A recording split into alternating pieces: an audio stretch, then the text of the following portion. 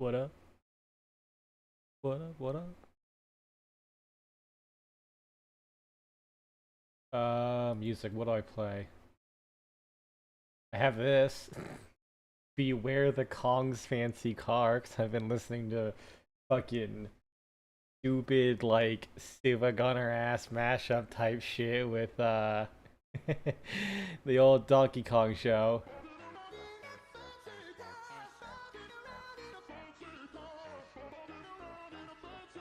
I don't... I don't know why these exist. It's from a guy called Fumu. F-U-M-U on YouTube. He does a bunch of shit like this. A lot of them are pretty good. They're pretty good, I gotta say. They're desperately short though. This is 50 seconds long though. Also, yes, if you say, did he just say jizz on the wall? Yes. And you know what the best part is?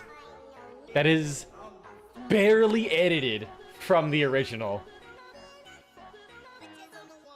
I saw the original episode it's from, and it is the voice actor for Donkey Kong doing like the, you know, so-and-so thing on the wall.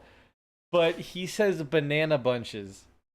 But for some reason, the voice actor puts so much emphasis on the end of bunches, it just sounds like he's saying a bunches on the wall. He's like 99 banana bunches on the wall. Like it stands out so much. I honest to God thought it was like a really good edit.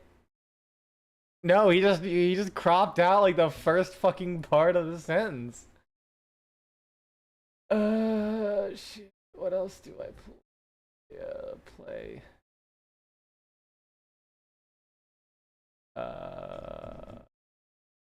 My brain is like not in the mood to think about music right now. Helix OST. Am I gonna get Helix 1? Am I gonna get Helix 2? It's gonna be Helix 2. What if I play some Helix 1 music? Helix 1 battle theme.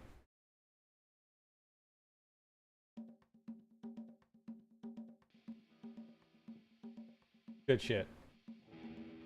Good shit. Oh, it includes... Hey, was there only one battle track from Helix 1? I'll see. I know you've listened to all the glorious music from Helix 2, but this is what the Helix 1 soundtrack is like. Good shit. It's good shit. It's... I don't know why I like this. I just do. It's like when you listen to it alongside the absolutely insane visuals, it hits diff. It really hits diff. Like imagine you're listening to this as you're seeing some deformed like G.I. Joe doll with like a fucking clay turd for a head is like fighting you, and you simply hold out your hand and create like a gigantic clay intestinal tract across all of the enemies in order to blind and damage them all in sequence. It just and in the description just says like Wayne invokes mystic meat. It just hits different, you know? Alright, let's play some Helix 2 music then. It's way better.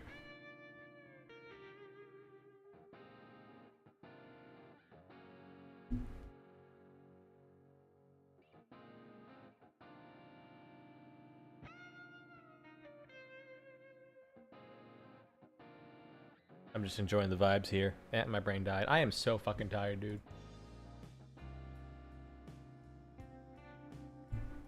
I felt actually pretty solid for work. Dude, I got through the ringer. I was put through the ringer the other day.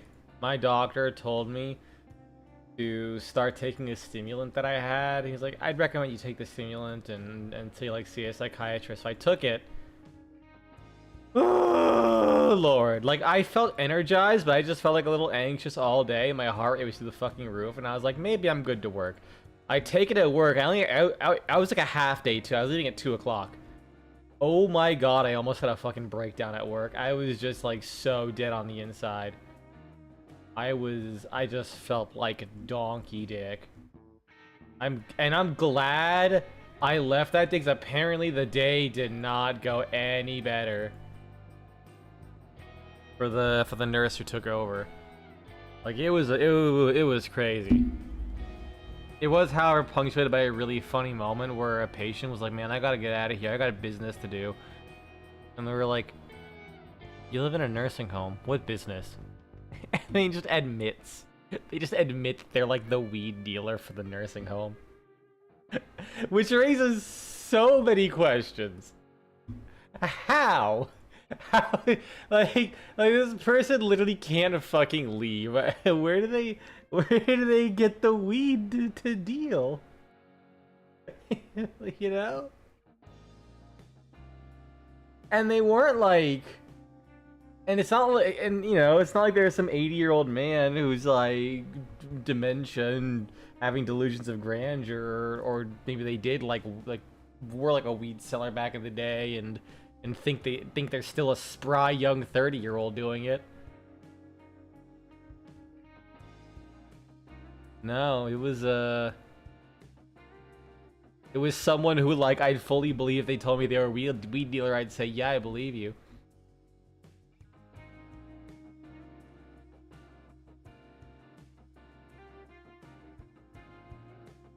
Grim Dawn in 3 minutes. Get ready. But I've actually been continuing to work on my YouTube video. I'm so happy. I mean, it's coming very, very slowly. Literally, I have been, like, in the morning after I go for my walk and play a little bit of video games, which I really haven't been playing much video games. I played Time Warpers for a little bit, that, like, idle game. I stopped playing it because it was not evolving in any way that felt substantial and interesting. And I got into a loop where it was basically just like bunny hop through the levels and then they just complete themselves. And then you get like the looping currency. It was not a... It was a fun enough idle game to keep me going for a little bit. It was not a fun enough idle game to keep me playing. I'd say it says I got 14 hours. Why can you spawn Clem in the simulacrum? Wait, you can spawn... You know, wait. I mean... Are you restricted from using those items in the simulacrum? I actually have never tried in hindsight. Hold on. You know what? This is actually gonna be perfect, Namagri. I'm glad you mentioned this. So... I actually decided, you know what? Maybe I'll actually get off my ass and draw something that isn't some weird fucking request or hurry shit or something like that. So I was like, I show a lot of shit on stream. Like, that just stops everything. What if I did this?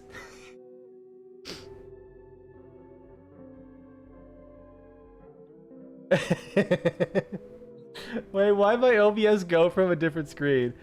So, like, the idea is, like, I have the game in the corner. Once the Warframe load. Yeah, I'll have, like, the game in the corner, and I'll be showing off, like, a picture. This is, like, my test. Also, ignore the lips. I know they're gray, and it looks like I'm fucking deoxygenating. But in this case, I'll just, like... put it... here.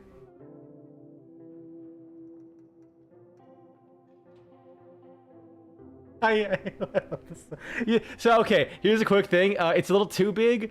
I made the image a little too big. Cause like normally that should be like a couch. But as you can see, if I did this full screen, it probably wouldn't. Everything would be too small. But I feel like this is good enough. It sells it. I actually need to test this. He uses the Electron for some reason? Dude, that has to be some spaghetti code. Like, oh my god, it's gotta be. Oh yeah, I was actually I was like looking through there's like a Excel document that has all the list of like the galvanized mods. Oh, I don't have a Clem Spectre equipped. Do you favor and check if Grawl is tankier than a Drekar Manic? Wait, Grawl? Who Grawl? Are you such a... I should say Clem? Let's see. So yeah, I had there's like an Excel document that shows like whether something's additive or multiplicative with condition overload, and apparently the Javlock is multiplicative. Oh, yeah, you gotta scan him then. I don't have him scanned. Ah. I've like almost never done the missions, so I did not even think you'd be able to do that. Well, shit, I don't have him then. Well, while I'm here, I guess I'll shut this off. Do I have enough damage? There we go. I can get my stacks real quick. Alright. So now that I got a couple stacks. Drekar. Manic Bombard.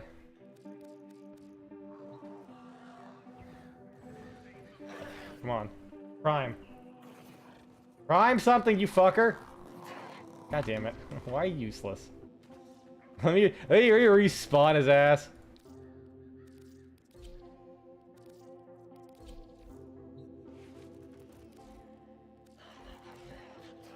Alright, try this again.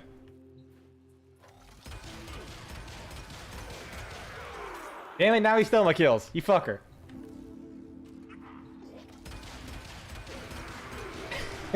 This is really hard. It's really hard to fucking do this with him just blowing everything up instantly.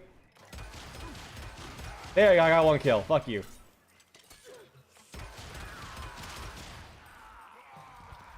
And now we can do the Drekar Manic Bombards.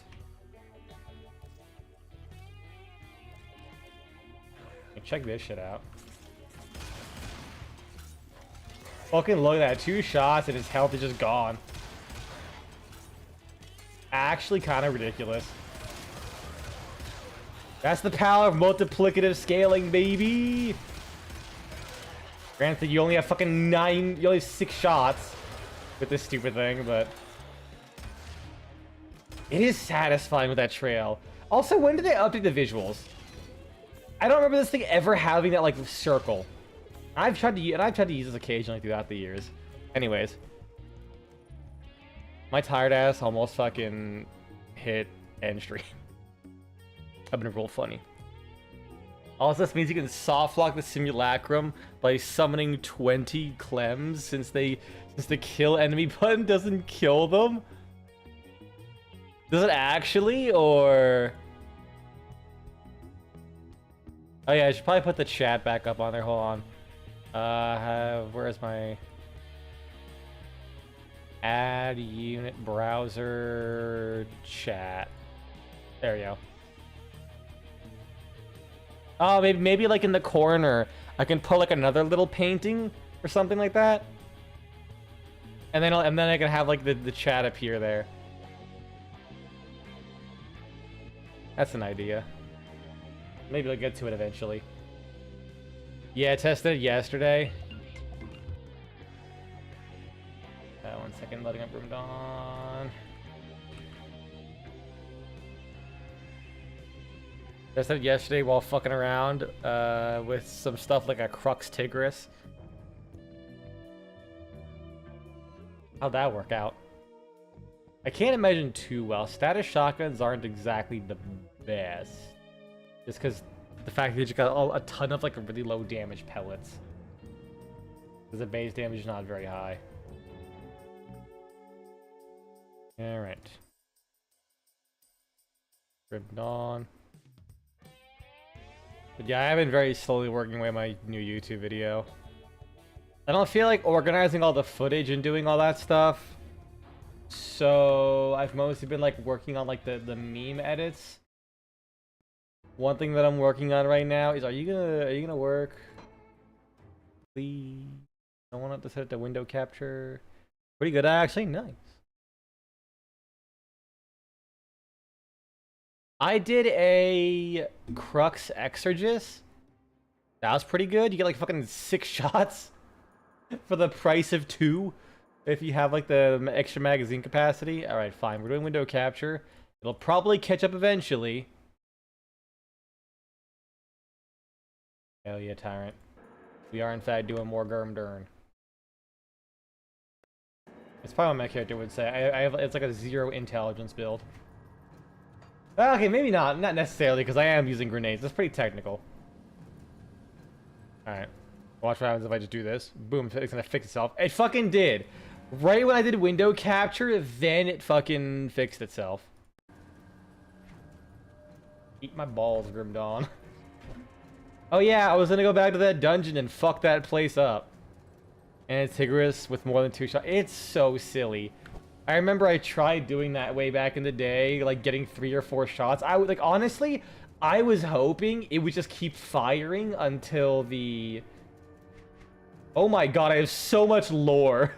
Oh no! Oh, I don't want to read all this. I'm lazy. Shit. Alright, the grenades have low intelligence. They don't know they're going to explode. You're right. Think of the XP, but man, I just want to throw grenades at people. I don't want to be educated. The air reeks of sulfur and smoke. It is difficult to breathe as I write this report. We have been ambushed, facing overwhelming odds. Some kind of ethereal monstrosity has risen from the earth up ahead and is spreading aether fire wherever it passes. I've never seen anything like it. The captain ordered us to punch through the opposition and take out that horrific thing. But he was killed in the initial attack that claimed most of our equipment and troops. The men panicked, and we were forced to retreat. I managed to rally the few that were left, but it had become abundantly clear that we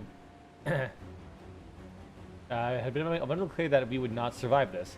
I pulled the battalion back to the entrance and ordered the full retreat to Fort Icon. The ethereal's fast approaching. There was not much time to consider our options.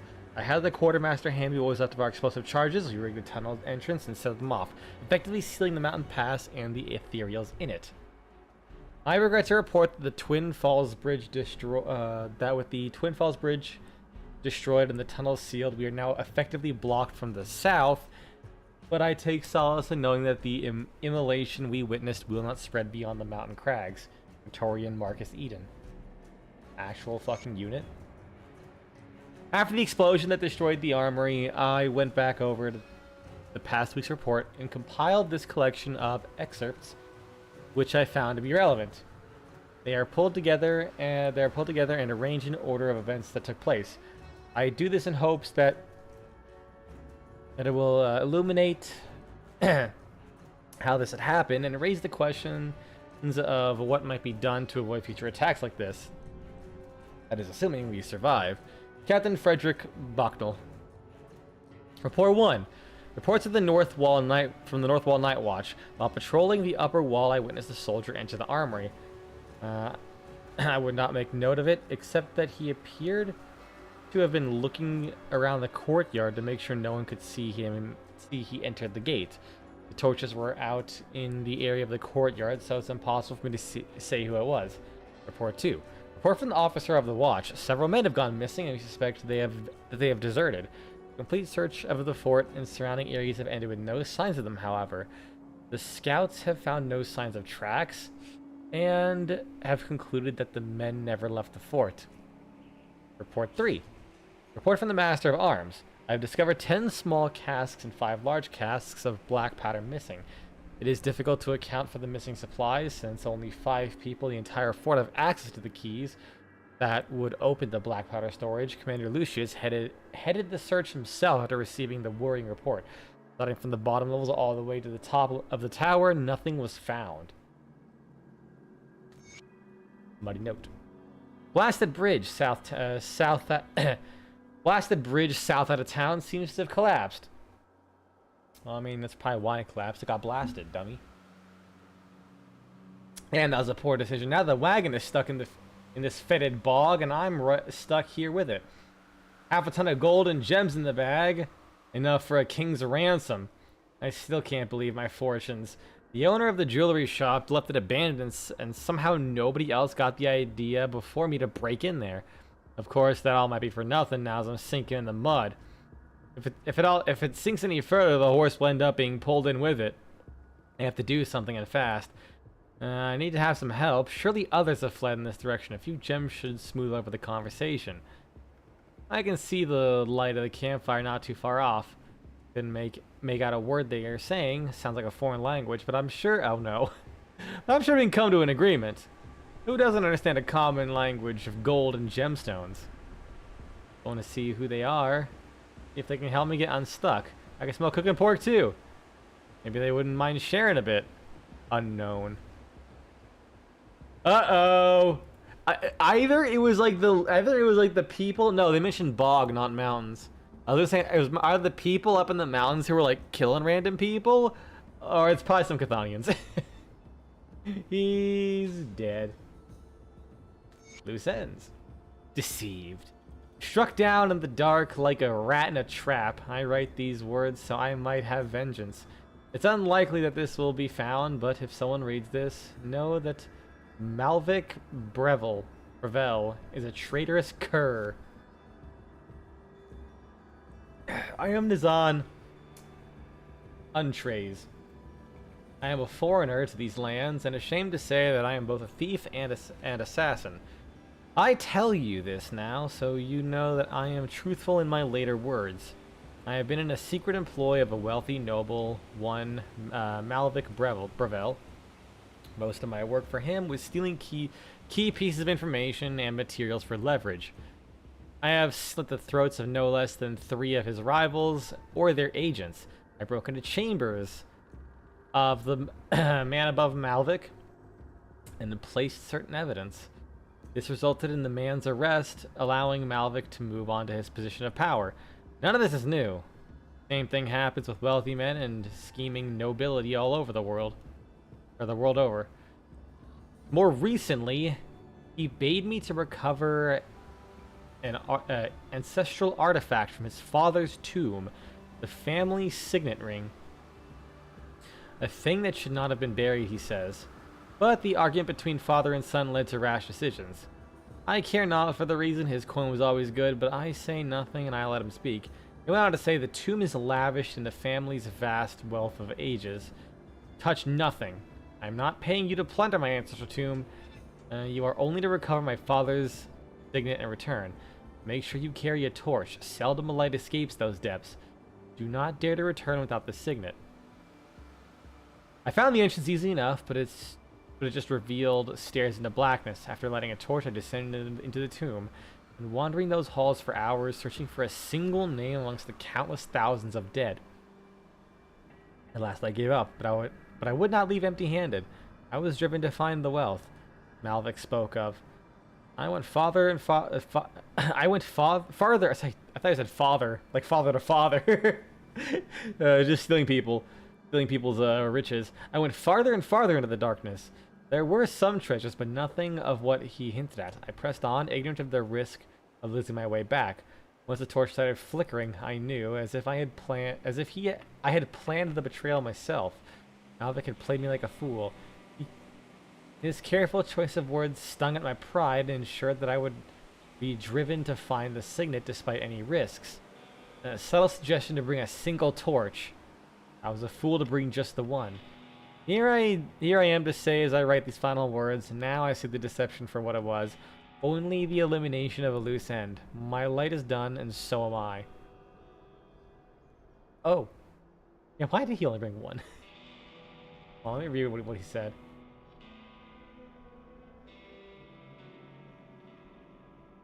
I mean, I guess he did say make sure to carry a torch, but like, dog? I feel like that was kind of on him.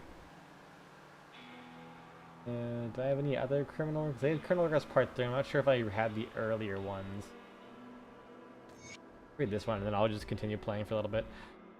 I have successfully infiltrated the fort, as you command. It is ironic that the commander of this garrison is one of the weakest minds I have ever encountered. There is so much turmoil and fear that resides within him. He was easy to manipulate and overwhelm. While I do have full control of his body, there is something in the region that tampers with my direct communication. Something tainted and ancient. Anything capable of such an act demands further investigation. I write this correspondence in the meantime so that another may look into this matter. Fort Icon has proven to be a challenge for us, and now I understand why. The vast stores of weapons and war machines the humans have amassed is staggering. It is a wonder that they have not exterminated themselves in their endless pursuit of warfare and self-destruction. Nevertheless, everything moves according to our grand plans. I have already taken steps to sabotage their armory, and planted evidence leading to several deserters. Nobody suspects my involvement. I'm glad I read these in like just the right order. But the main reason I have deemed it necessary to report to you comes from the most unexpected discovery. The anomaly, the revealer of secrets walking amongst the humans, and even now shares with them our plans. We have since adjusted our projections to this region, ensuring that anything the anomaly reveals is of no use to the humans. But its knowledge of our ways could still prove detrimental to our success in the world. For now, I have been sowing the seeds of distrust about the anomaly to the humans. Their fears are so great that they have moved it to the prison. Oh, it's referring to that lady.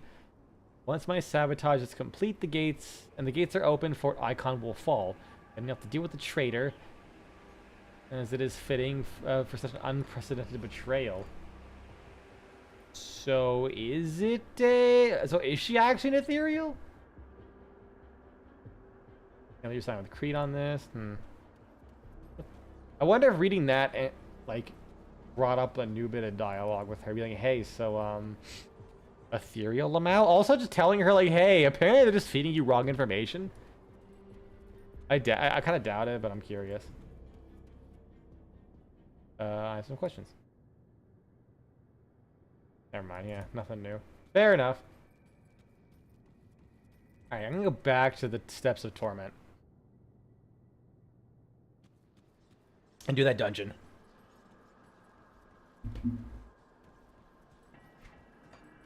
Just for the sake of completing the quest.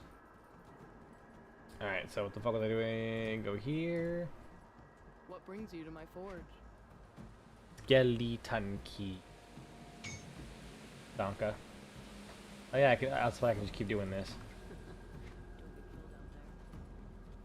I do not like that creepy laugh. Don't do that again. I'll give you a good price on what I've got left. Alright, what is all this shit? I think I don't need any of this. Is that correct? 650 armor, 630 armor. Okay, am I crazy or did they update this recently? Like the text looks a little bit different. Like smaller. It might just be that I haven't played in a while. It could very well just be that. Ooh, yeah, I was gonna grab this, right? Oh no, because this gives me all damage, attack damage converted to health, and all retaliation damage. But like, sometimes when I attack, I do less damage for 6 seconds. Oh yeah, no, Equinox, honestly, people are gonna be like, oh, she's just like dated or what. I'm gonna be honest with you, I've always felt like, just from the start, you know, it would be a good upgrade to your armor, more lore. Sir, I can't equip lore. I'm not smart enough. I mean, there's no intelligence stat, so fine, I'll read one more. Fucker. Shit, I sold it! I forgot you can sell it. Fine, I'll read one or two more.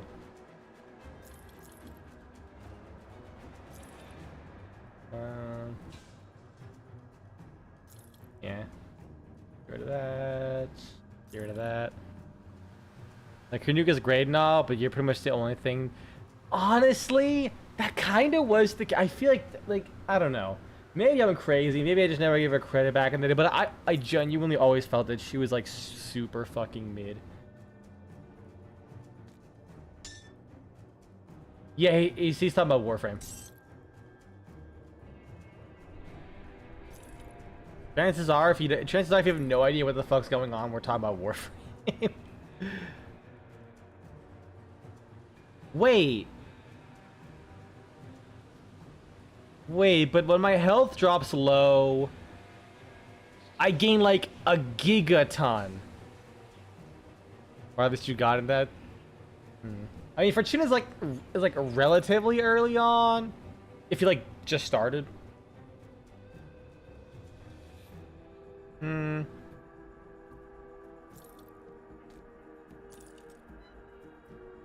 it's not like crazy far. But it's something. I don't know, it's been a while since I was new to that game. I'm an old fart. Physical retaliation. I mean, I'll keep what I have because I have, you know, it gives me aether resistance, acid retaliation. Yeah, I'll keep that for sure.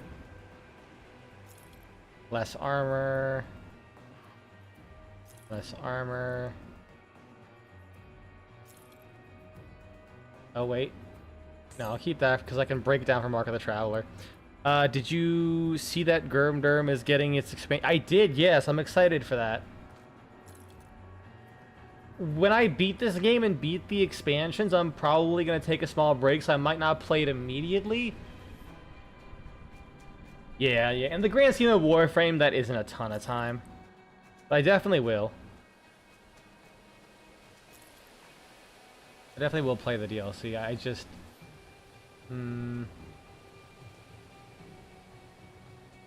pretty much the same armor piece, yeah. What about these shoulders? More defense, plus suited counter strike. If extra armor's nice. Poison and acid resistance. Since I don't have the full set, I guess this could actually be kind of good. Yeah. All the chaos resistance though. Yeah, I'm kind of overcapped anyways. What about you? Eh. Be fair, at this rate, you might finish the second DLC by the time things comes out. Oh, yeah. What I mean is, like, I might not play it day of. Like, if I do have the game beat.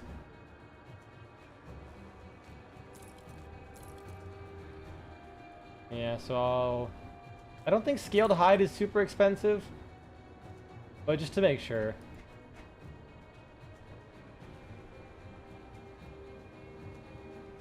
And then I have this mostly just because it's going to give me some pierce resistance. That's like pretty sure the only reason I'm keeping the tax. Oh wait, I'm actually overcapped. Well, fuck. Well, you never know what it's going to be like. Valid after all, Path of Exile 1's due league is a day after. Oh my god, is it? No, yeah, no, I'm sorry, I'm playing Path of Exile. Like, I'll buy it, so I support the game, but I'm going to play Path of Exile. Like, Grim Dawn can wait. Path of Exile is like, you know, I gotta hit that FOMO. Even though I don't really care, but even though usually I prefer like a mid-league economy. I'm never really one to worry about that kind of shit. Steps of Torment. But like that's the great thing about Grim Dawn is it's always here at least. Broken Hills? Okay, I'm almost certain the font did change. I swear, like, from... You know what? Actually, we can verify this.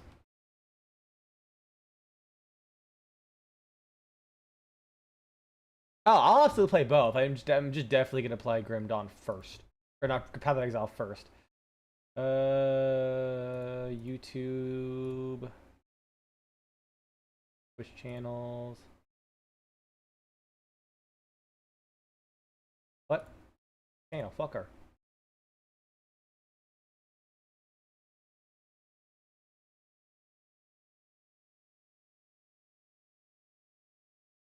See here. Live. Previous stream.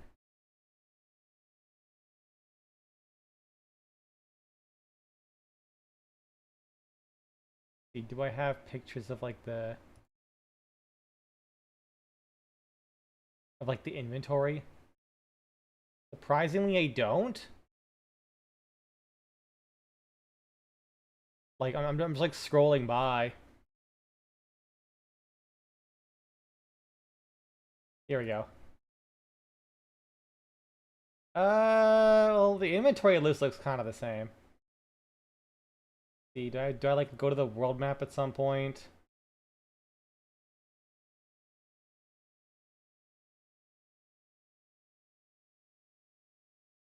I mean, yeah, I might just be crazy.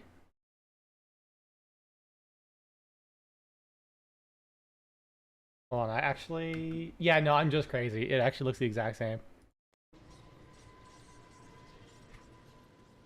Wow. I really... My brain must have been fried last stream, good lord. I mean, it still kind of is, but it's not as fried. Now that I'm, like, starting it. Yeah, I... Getting, like, appointments and shit was like, so tough. I'm still wondering. Like, what's more retaliation overall? So that's like 95%, right? Like, let's look at my acid and lightning, for example.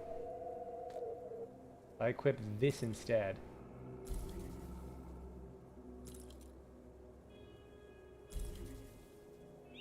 Yeah, I kind of gain about a couple thousand overall. Oh yeah, across all my retaliations, I probably gain like a couple thousand. So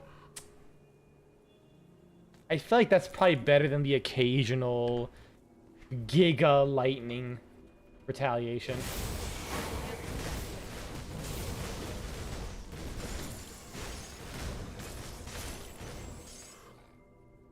Just seeing. Mask of Delirium. This is on attack. I wonder, because if that means it's just a regular attack, I can kind of just hold off on slapping shit and just throw my grenades. But unless it means like when I get hit. Oh no, it's when I get hit. Okay.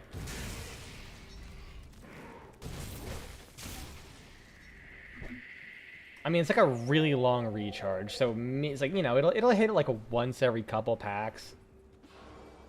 Maybe. We'll see how it plays out.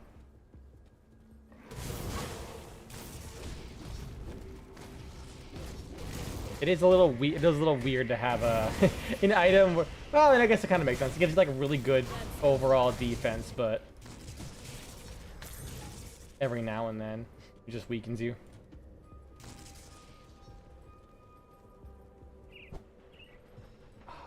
There was a build. Okay, I remember what build I was gonna play for next Path of Exile League. It was that Poet's Pen Detonate Dead build. I hope it's not dog shit.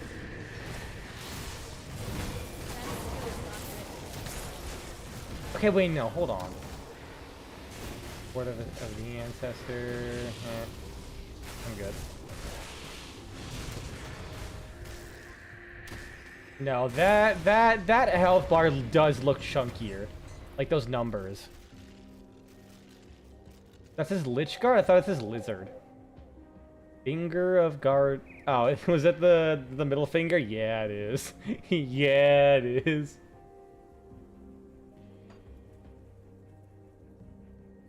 Anything fancy? Nope.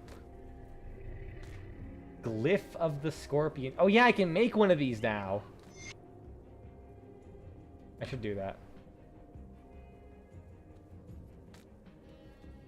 Another relic.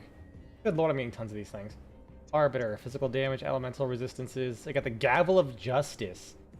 It has a two-handed weapon though. I don't know. I don't know about that one. Okay, so let me tab out real quick. Nope, the number was kind of about as chunky. Weird. I don't know. That, like, because you would see the 6 overlapping with the slash. This way's back. This was closer. I really hope that build's good, though. Because, God, I don't want to go through all that bullshit again.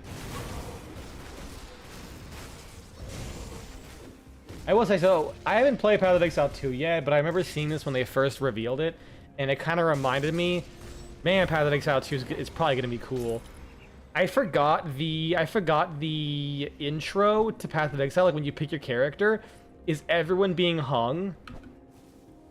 And when you pick your character, the one that you picked, like their rope breaks and they just fucking crawl away and jump into the water, whereas everyone else just fucking dies.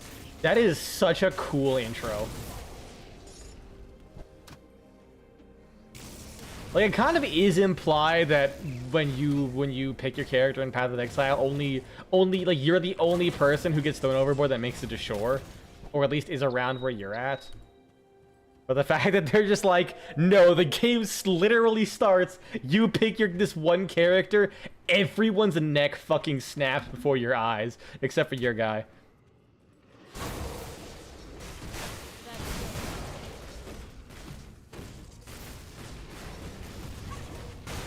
Also, I do come with the bearer of bad news once I reposition my microphone.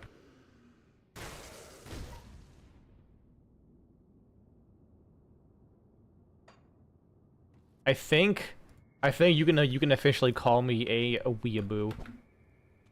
Cause I decided, I was like, you know what? I'm gonna start reading Grappler Baki. Because YouTube started feeding me some like unhinged like clips of the anime, and I was like, fuck. I kinda wanna read this now. I like unhinged shit.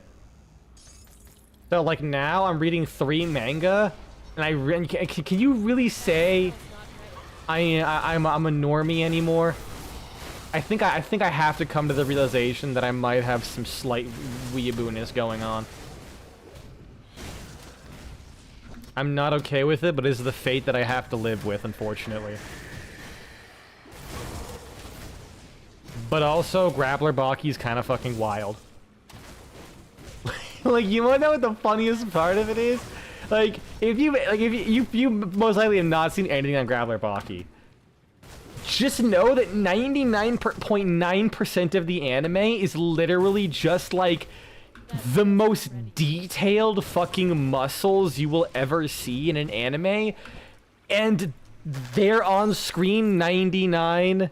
Baki is the one that has the evil father in Tekken. Yes, that was. I think that was also partially why, because I kept being reminded of Baki's existence, but little retaliation damage modifier. But seeing that Yujiro Hanma is his name, is gonna be in Tekken was like, okay. I'm reminded of Baki, and I kind of want to see this now. Oh, my mana regen is so slow. Thankfully, I can just do this. Yeah, like every single character is like the most ripped man known to man. And they get even crazier by literally inventing new muscles for these dudes. So you'd think, oh, like this man is gay as fuck.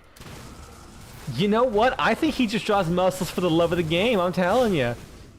Because like I think 30 chapters in, there's literally so imagine, you know, you're reading like a physical book. I'm not reading on a physical book. I only see one page on a screen at a time.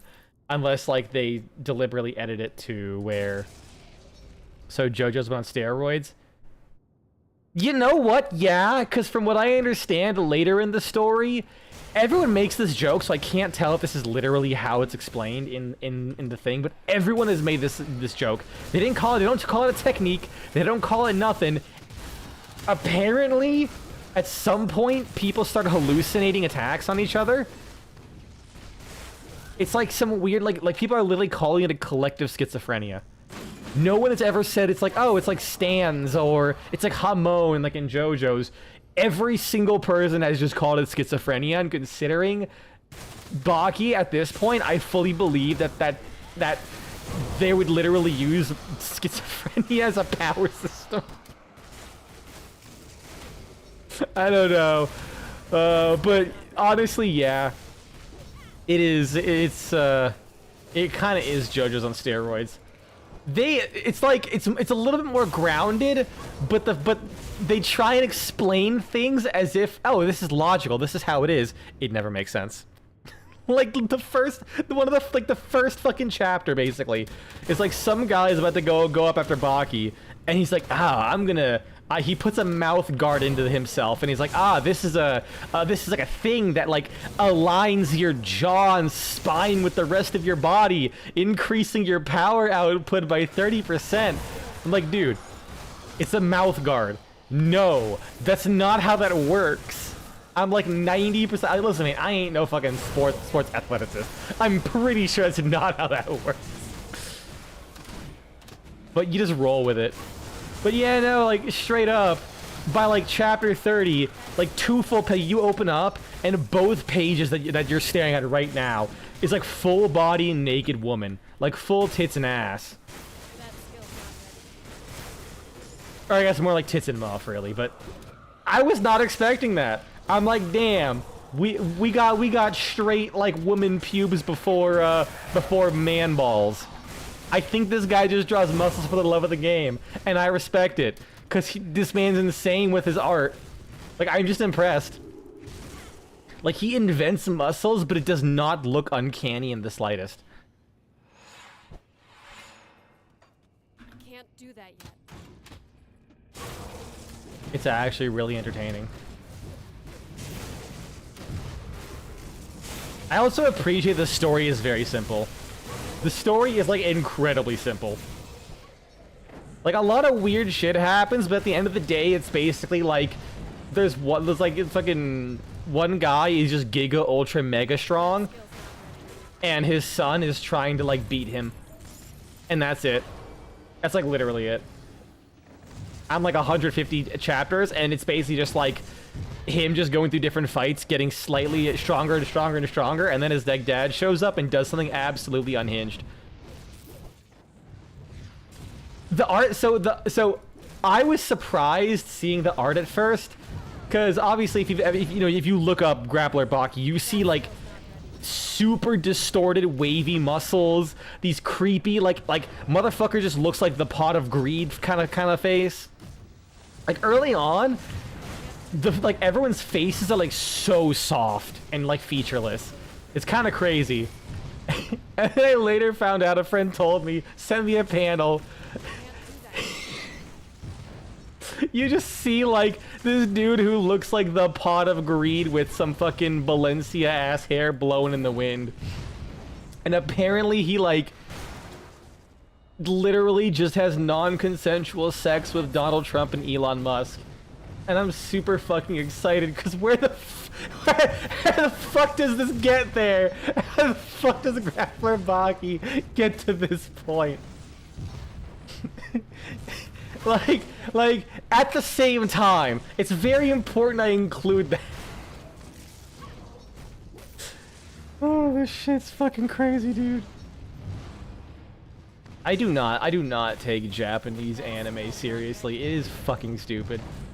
Like, I take it seriously as a form of art and entertainment, but like, it's like a concept, a series of serious things? Can't do that yet. No, absolutely not. Oh, I did find out, my friend pointed out that apparently the manga author actually does have like a legit hate boner for the US. And learning that has been really entertaining, because anytime you see an American come on screen, he gets violently obliterated. Like, I'm talking like either he loses with absolutely no chance whatsoever, or like he's just off screen. Like, it is kind of understandable, yeah, but like to a degree, at some point it is kind of silly. Like, it's like, oh, there's like it's not even, it doesn't have to be like a Japanese person doing it, but like a Japanese person winning, because I think one of the boxers, at least just based on his name, was Russian. But then it was like, oh, there's these two boxers going at each other, and the American is like, oh, he lost in 13 seconds. The other guy didn't have a scratch on him. Oh, some are definitely very serious. Like, I'm not saying all of them are, but I'm just saying, like, sometimes You just gotta call an apple an apple. That skill's not Like, ready. yeah, you know what? Dragon Ball definitely has some, like, really good, like, undertones for its story, I'm sure. But also, a lot of that manga was quite literally the Akira Toriyama making shit up as he went along. And like, then you just have people on the internet just kind of getting into, like, crazy debates of, like, oh, but then like, Goku is, like, power scaled because of this, because at one point he literally just, like, put his hand on Krillin's head and read all of his memories. I'm like, he literally never did that again. That was yeah, I guess it's fair. I pretty much only ever read shonen stuff because I just like the really silly, stupid bullshit. Like, Sakamoto Days, Full Metal Alchemist. Although Full Metal Alchemist is, like that is, like, legit a fantastic story. Regardless of the action, it is a honest-to-God incredible story. Holy fuck. Like, that was one of the first anime I ever watched, and honest to God, it was just downhill from there. It really was. And then I watched Avatar: The Last Airbender, and that was actually better. That's not an anime, but, like, come on, it's Avatar: The Last Airbender. That shit's so fucking good. Holy fuck.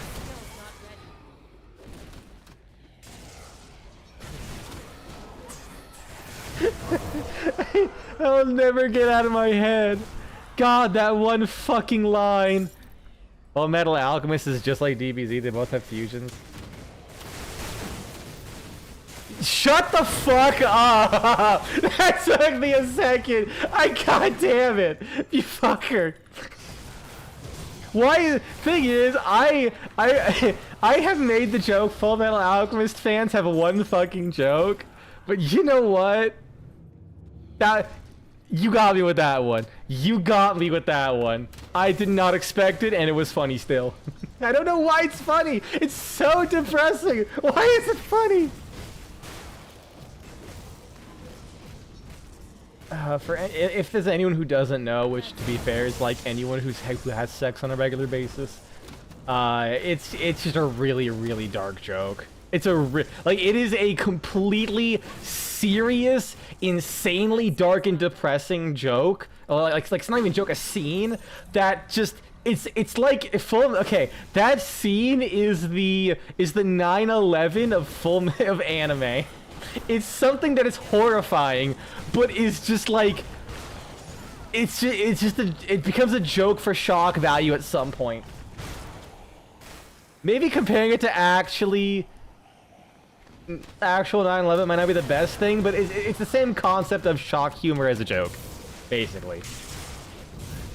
Thankfully, no one real lost their lives to the Full Metal Alchemist. It's like Lost at this point, yeah.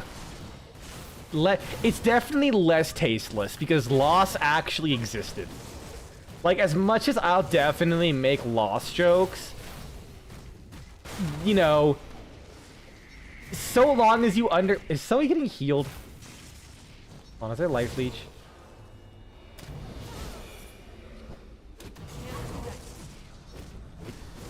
Oh, he's actually leeching off me. I don't think we're gonna be able to kill this guy. He is straight up just leeching. This sucks. No, he's just actually not dying. I'm just gonna move on. You got this thing. Dude, I don't think I do. He's not hitting me fast enough. I can't retaliate because he's not hitting me. Hey, look. Thing is, I think if he... Oh, shit. I think if he hits me, he's, like, retaliating back and then healing. Yeah, he's not really hitting me in a way that my usual method of killing him is working.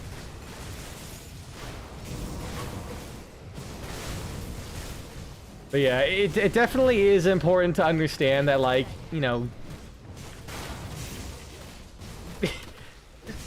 Oh god, where is he? Oh god, he's back. He's back, run!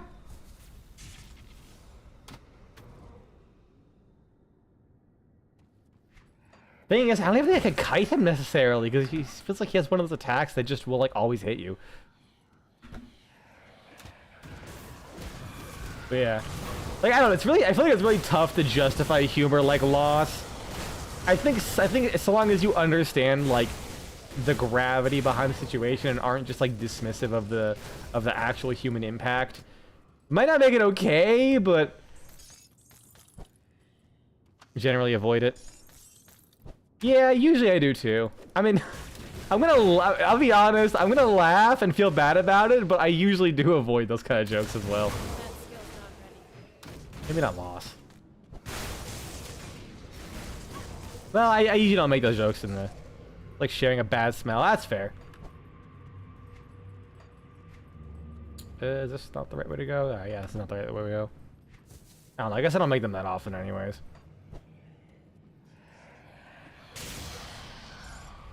Usually you can get me to laugh at anything so long as if you just kept... What do you mean? Wait. Why was I able to break the wall open? You didn't even know it was based on real events. You just found the joke not that funny to begin with. Thing is, it wasn't even a joke. Like, it was like legit. Like, so I could be wrong, but I'm almost certain Lost was actually based off a miscarriage that Tim Buckley's significant other at the time, I don't know if they were still together or whatever, they, like, had. Like, it was like genuinely supposed to be like a serious comment. Like a serious comic.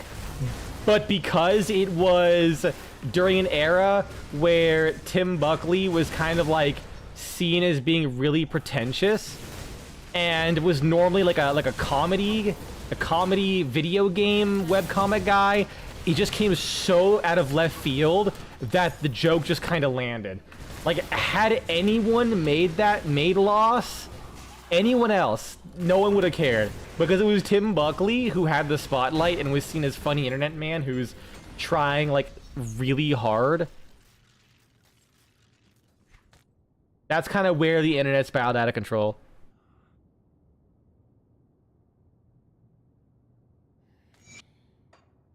Alright, the Gladiator. Epic Shield. I mean, that's a lot of health, though. I'm good. Hermit Legs. Vitality, Pierce Resistance, Health. I do lose a little bit of... I can't even use that. 58? Dog. You never took the comic itself. You never took the comic itself as a joke. I mean, the fact that he... Oh, yeah. I don't think, for me specifically, it's not necessarily Loss is funny. I just... You can get me pretty easily with shock humor. That's mostly it for me. It could be anything, and I'll just kind of laugh if you just catch me off guard. Like, 9/11 itself isn't funny, but whenever, like, I'm just, like, randomly watching shit and Norm Macdonald comes on, and he's just having a conversation, and he just somehow manages to make a really fucking solid 9/11 joke, I can't help but laugh. Also, speaking of the Breach trailer for PLE 2, fucking say that. Don't say that. I mean, I guess anything is better than this current conversation, but like, what the fuck? I'm gonna need to see this. Hold on a second. I need to see the Breach goat see real quick. What the fuck? PoE 2 Breach? What the fuck do you mean goatsy? Trailer. Breach rework? Is it the Breach rework recap? This is 3 weeks ago. I'll switch to the new overlay. Fancy new assets we got on display. Game capture. Hold on. I fucked everything up here. It is cool. It's 7 minutes long, so we'll fucking find this eventually. Where is the game? Game capture. Alright, fine. Center to screen. To figure this shit out.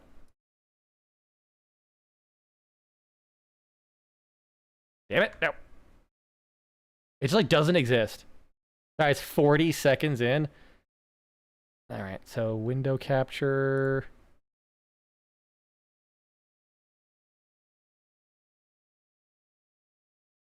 This is the right window.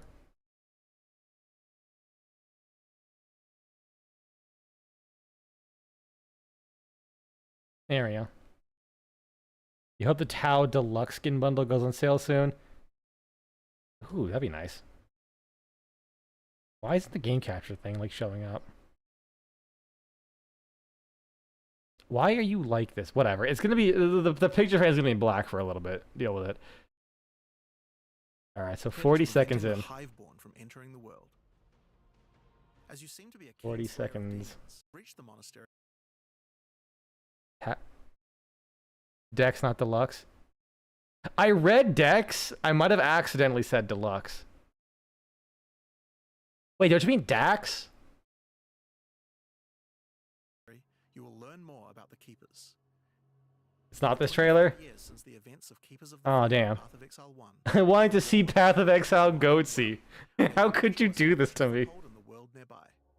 A gigantic Well, if you find it, let me know. Oh, maybe that's why. Oh, that's why it didn't show up. Wait, no. Okay, I see. There we go. That's why, because when I switched things, it like blacks out when I switch scenes. It is that okay? Yeah, that's what I thought you meant. I might have accidentally read it as deluxe, so it was like your dyslexia versus we were just fighting dyslexias there. I said that I read it right, but said the wrong thing, and you also just said the wrong thing in the first place. There we go. So now, if I'm like showing something with a game present, you can still see the game going on. And the other thing I want to show off. Okay, so it is. Oh, and the 0.5. I can look it up. PoE 2 0.5 trailer. The Return of the Ancients.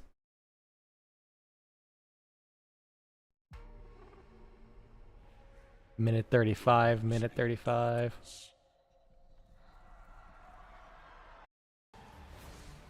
All right, we're Goatsy. I hate this. Oh no!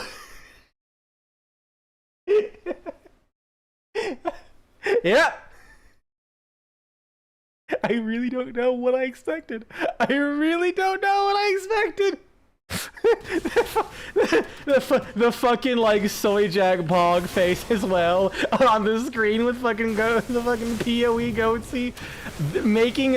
Painting that was the best decision I ever made in my life. Actually, what the fuck? Oh, I love Path of Exile. It's so fucking cursed.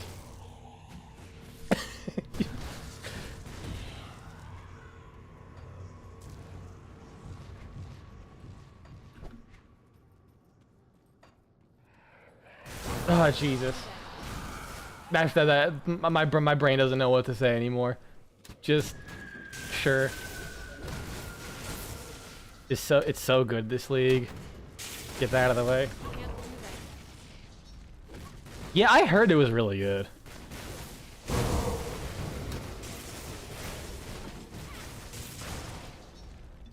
Man, I lost so much energy regen, it's kind of crazy. Like, I used to just not have to worry about... any... What do you call it? Any potions at all. Now I'm chugging that fucking Kool-Aid like nobody business. You know, so recently, I discovered why people would call, like, stews a hearty meal. Because for me, whenever I would have soup, I would have, like, 2 fat bowls of soup. I would feel, like, very full, but I wouldn't actually... Wait, that's really good. Hold on. Offensive ability, a good chunk of retaliation. I mean, it's not as good. Yeah, kind of whatever. Yeah, this gives me more. I'll keep it just in case. Maybe. Though does maybe wonder why is the Grattler the... Yeah! Seriously! It's literally a rotary barrel! Why isn't it the fucking Imperator? I swear to God, sometimes the way they distribute shit with those skins drives me up the fucking wall. Like, in moments like that, I truly understand why the fuck DE confuses you so much. Normally, I'm like, it's whatever. That was one of the cases where I was like, DE, I have been waiting 13 fucking years for a good rotary cannon. You have cucked me in every single conceivable angle. First, you were like, oh, let's have the Gorgon and the Supra spool up weapons. Next, you felt like the closest thing you give us is the Tenora. This anemic limp dick fucking machine gun? Like, it's fine. It's a fine weapon. It just doesn't feel good to me. It doesn't have the style to it. It's like a mix of, like, chunky assault rifle, but, like, super delicate gun. I don't know, man. Then it's like, oh, well, we have the Sestra. You know, you want your... Yeah, they're not particularly great. The Gorgon Incarnon is very fun. It feels chunky, it's big, it feels weighty, and once you get the Incarnon, it's pretty good. But yeah, the Sestra, they're like, oh, the only thing... This is mostly... I mean, that's also fair. Like, those are some good feeling guns. Like, they do have a couple nice feeling assault rifles, but they're usually not anything special overall. They're just like assault rifles.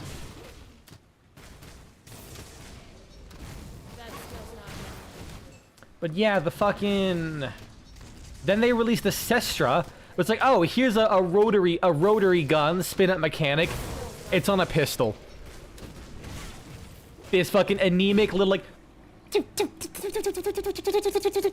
a little dinky ass pistol. Meanwhile, like, the Supra sounds like heaven on earth, kind of. Like, it's not the greatest sound, but it's pretty good for a big laser gun, you know? Shit does so much damage now. I want to point that out. I am getting my dick slapped in.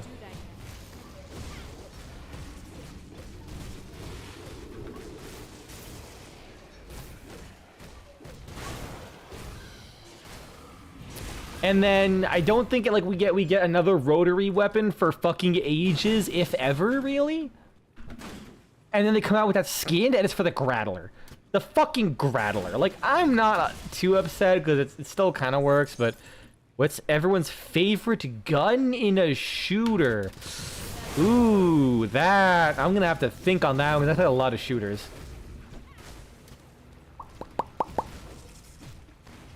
It might be... So, it's gotta be something for... No. We're doing this right now. Hold on.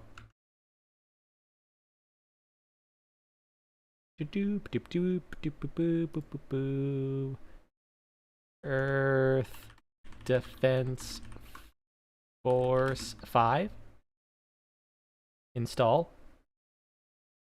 Get back to me in like 10 minutes. we're getting back to this in 10 minutes. This need no. It's also gonna lag the shit out of my OBS. I didn't consider this. maybe we'll just wait. We'll just wait a second while OBS EDF5 installs.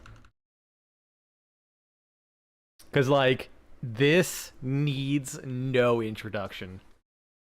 It will be self-explanatory. But yeah, as I was saying about the whole soup thing, so I never truly understood why people like said that oh, it's like stews are like hearty meals. Now I'm thinking it's crazy, right? I feel like every time I have them, I feel super full. But wait, I only got 2 levels. Do you only get 2 points after level 50? Aw, man.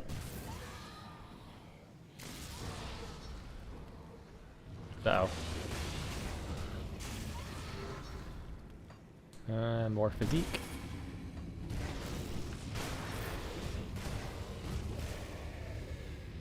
But yeah, we did like 2 big ass bowls. I'd feel full, but then like immediately after, once all of like the beans and veggies and crap get washed out of my system, I'm like, it's like 2 hours later, I'm like, hungry. But then I started baking whole ass loaves of bread to go with it. I get it now. The bread, like the bread with the beans and shit, like helps you like really helps you feel a lot fuller for longer. And then at that point, you're just having a fucking bowl of pure protein goodness. You're gonna go with the new gen and say a coin gun from Ultra Kill. That's a pretty good That's a pretty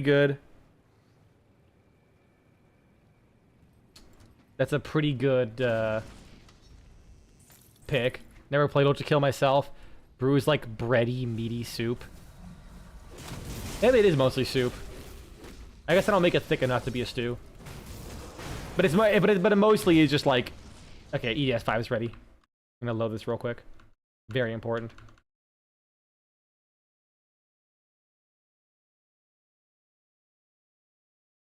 I hope this has my save data. If not, I'd have to probably load up Earth Defense Force 6.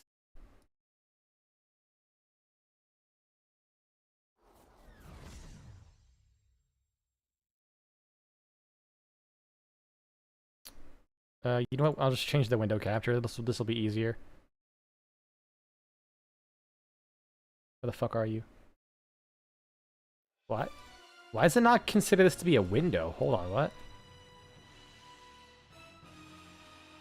That's weird. Earth Defense doesn't count as a window? Well, that's unfortunate. Alright, well we're moving the game capture again.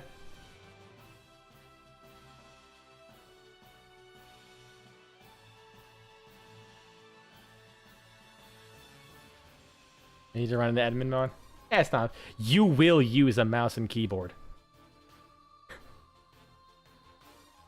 I love how forceful it is.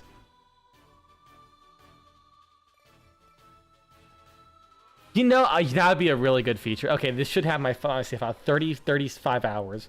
Offline mission mode. This is my favorite. I hope I should have it. There's no way I shouldn't have it.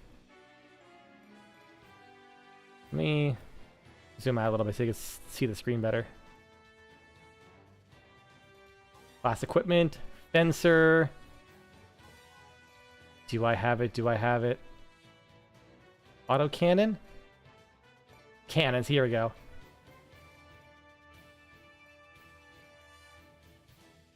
Yes, I do! I'm gonna zoom in on the stats real quick. You could probably see them, but I'll help you see them better. Capacity 3. Rate of fire. Rate of fire. 0.42. Damage. 17.7 times 54. Accuracy. That's fully upgraded. The accuracy by default is G-. I'm gonna dual wield them now. Can I like rotate my guy? That's not my guy. That's a wing diver. I don't like. It's so big you can't even see it. I think if I use the W and D, here we go. Look how big this is. It'll be easier to see in game. So I'm gonna zoom out a little bit. Center this. There we go. All right. Play a random mission. Okay. Because I did the whole campaign in online mode. Fuck. Hold on one second. Because online mode and offline mode are 2 separate campaigns. I love EDF5. EDF is jank as fuck, though. Like, if you want the premier, fantastic fucking video game, but jank is all hell, you can eat Kuba larvalings. Hey, man, protein's protein. Create a room. Friends only. There we go. Create room. Greatest final confrontation. Good. A big open room. Prepare. Marker team, spread out ahead. Are you seeing this? Tell me how well you can see this. The Barker team has arrived.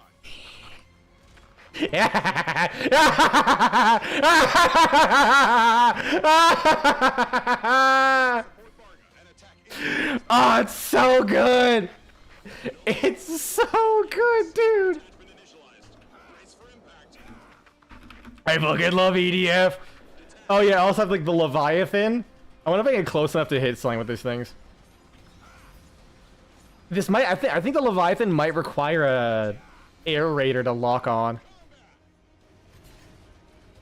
By the way, that is a fucking gigantic building-sized Godzilla. Let's see how long it takes for us to fucking get near it. It's gonna take a fucking long time, dude. Hold on, this is very important. I'm playing EDF now. I don't give a fuck. Let's see. Shout, sing, all members.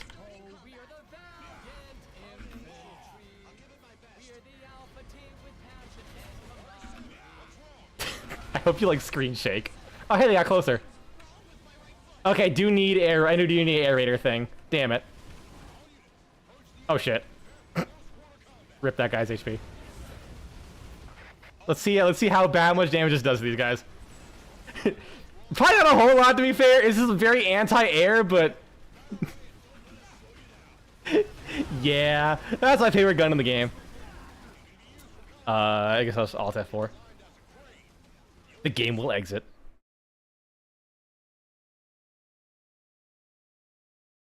I love detours. They're so fun.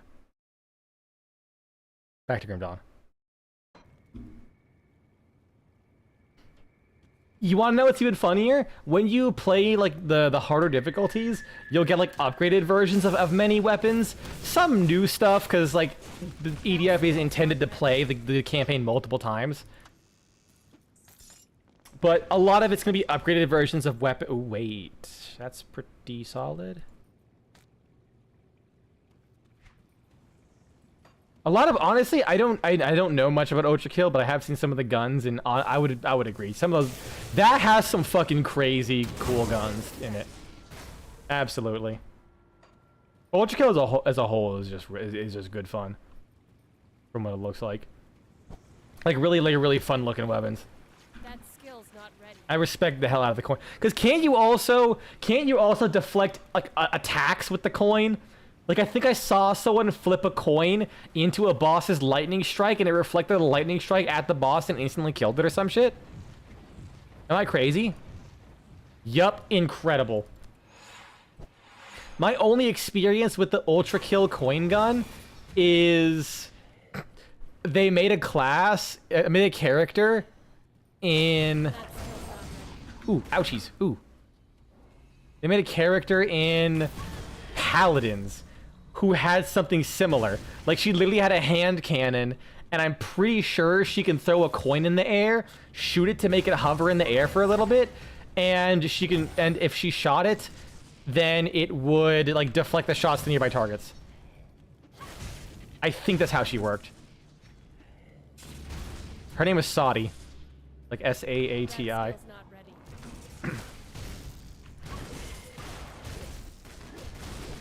She's a pretty neat character. Throw a coin, shoot your railgun at it, time it right so the coins sparkles and splits. Oh. Honestly, that's like the biggest reason I like kind of don't want to play Ultra Kill. It just sounds like it'll be hell to like keep track of in my head. Doom Eternal was already enough for me as is. Like Doom Eternal was a lot for like my brain to keep track of. I can't imagine Ultra Kill. Although it did make me feel better knowing that the game has like an auto aim for you. Like, isn't there like a setting where you have like if anything is within like a certain degree of your cone, it'll auto aim? That definitely helps a lot. Because holy shit, I don't think I could ever actually, like, I'm not great at aiming in the first place. So hearing that actually did give me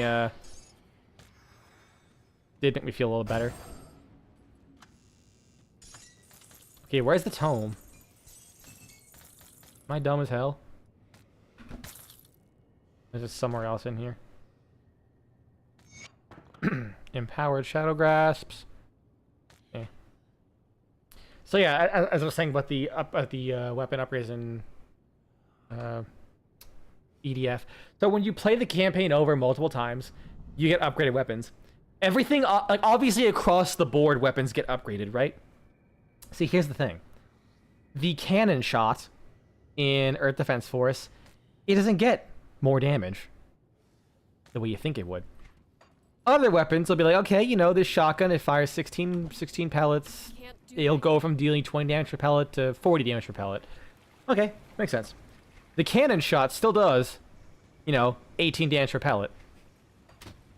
It just goes from dealing 18 damage per pellet across 57 pellets to 18 damage per pellet across 117 pellets. They literally just double the pellet count. Which, to be honest, actually kind of does suck because at least in 4.1, the shot, all the stats were fixed in that game, so it was still really inaccurate. So you'd have to like hope multiple pellets hit the flying targets to take them out in the higher level difficulty. But the fact that that is what they did tells me they know what they're fucking doing. They might not have the smartest decision, but they made the most fun decision. Oh, and by the way, all those giant mechs, you pilot them. One of the classes, you just summon them. Not whenever he wants. It takes a while to build up to it, but yeah, it's just summon you can have. That's for the support class, by the way. I fucking love Earth Defense Force. It's a game you guys summon mechs. Yeah, like that mech. Like once you get like you start with like half charge, as like you and allies kill things, you build up a meter towards it, and once it's filled up, you just press it, summon it. They just drop the mech off for you, say have fun, buddy, and you get into it. You have a couple punching combos. You have a special pose button if you just want to style on people. The special pose button can also like chain into combos. So like I think with that one, I think with one of them, like he like smashes the fists together and like revs the engine. And then if you do one of the attacks, he does like a double axe handle right after the combo, after the aura farming. And I never got to this point, but in one of the later higher difficulties, like after you've like basically beaten the game like twice or 3 times, there's one called like the Balam laser. It's called the Balam, and there's like the Balam laser fort, which apparently has like a bunch of laser cannons all over it. There's one variation you get in Earth Defense Force 6 that has like gigantic laser cannons that take like 30 seconds. Oh man. That's a metal, though. I'll definitely grab it in case I die, and I'll read it later. It has 2 gigantic, like, building-sized laser cannons, and when you press the pose button, it just stands still, charges them up, and just, like, blasts down an entire line with them, blowing up everything in its wake. I'm almost certain they, like, knew it would be super destructive to play, because there is friendly fire. But unlike Helldivers, it's actually funny when you blow each other up because you can just walk over someone, consume half your HP, and just get them back up. And they'll be fine. Mostly. But it's so destructive, I think they made it so it can't do friendly fire. It's like the one thing in that game that can't do friendly fire. It even makes a fucking like tactical nuke sound effect when it's going off. And there's like one mission where all you do is use that. It's like, the enemy has a big weapon. We have bigger weapon. Pulls out 4 of those things. If you want scale, EDF is like, I'm gonna be honest. If there's anyone I want to see doing a Warhammer game, it would be those guys. I'm sorry, but like they know how to make high scale bullshit. Like that mission we were in. You saw like 1, but that mission, the first wave of enemies is 5 Godzillas. Or like no, it's like 6 Godzillas, like 30 building size, like skyscraper sized aliens, and after you take care of them, like 200 bees the size of fucking mobile homes start flying in. And then on top of that, like 10 more Godzillas come in. All while you are just like a bunch of infantry guys and like small tanks defending. Is there supposed to be a tank? Or not tank, a tome somewhere. I don't want to miss it. It's got to be here somewhere, right? I'll go back and just make sure I didn't explore. Make sure I explored everything. And all the while you're a bunch of guys who are trying to defend like 6 of those giant mechs that NPCs are piloting. And if you think, oh well, why can't we pilot them? Oh, don't worry, you get to. Like after they deploy several rounds of them, they're like, well shit, we gotta deploy more. But wait, the pilot died. All right, Storm Team, now it's your turn. And it just drops it in. If you want to use it, you can. If you don't want to, you don't have to. I think also if all of the mechs blow up, it's not part of the mission. The only person who has to survive is you. The city can be obliterated. Every NPC can be obliterated. It doesn't fucking matter. So long as you're alive, you can do the mission. So like while they try and make us sound like we gotta defend the mechs, if they all blow up, they're like, all right, we got the B team on standby. They'll just bring in 5 more, and if they break, then it brings in like 2 for you to pilot because they have no one else for backup. And if they all blow up, well, you're just on your own. Have fun, buddy. It's great. It's fucking great. The only downside with EDF is that I heard in the higher difficulties it gets a lot better, where like those NPCs can actually solo some of the missions almost. But in please don't tell me he's the one who has it. I will cry.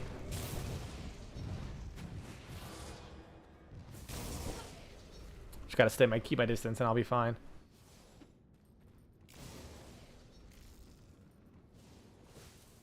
Yep, this is gonna be a thing.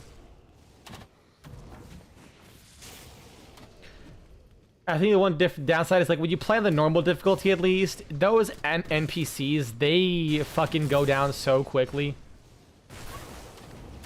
It can be a bit disappointing.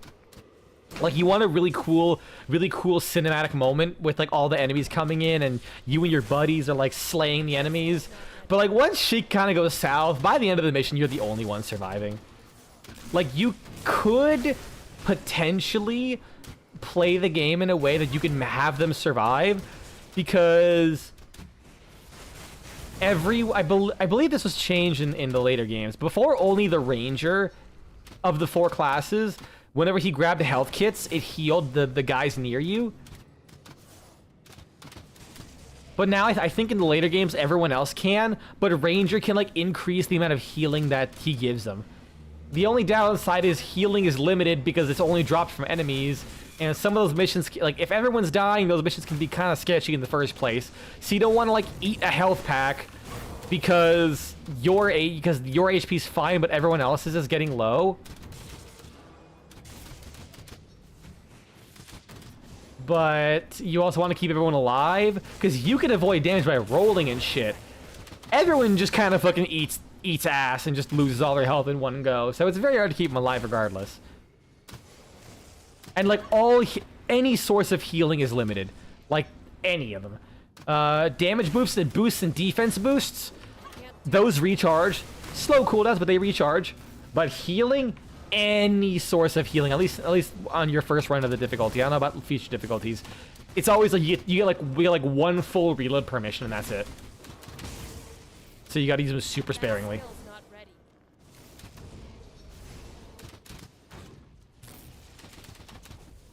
It's definitely a bit jank.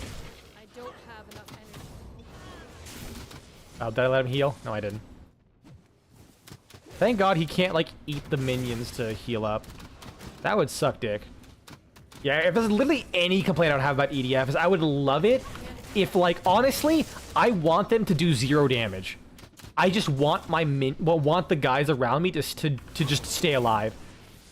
Like maybe like give them like less target priority. Just make them way tankier or just invincible. And just make them do like no damage. Because they can still stagger things if they shoot them, which can still help. I just love the set piece of having everyone there. Plus, as you saw, like you can sing in that game. And when you have people like directly in your squad to be able to heal them, they will sing the following line. So it was different in EDF 5, but in 4.1, they have a song that is, I'd argue, is kind of better, but I like the one in 5 more. It's based on the Battle Hymn of the Republic, like an old Civil War song.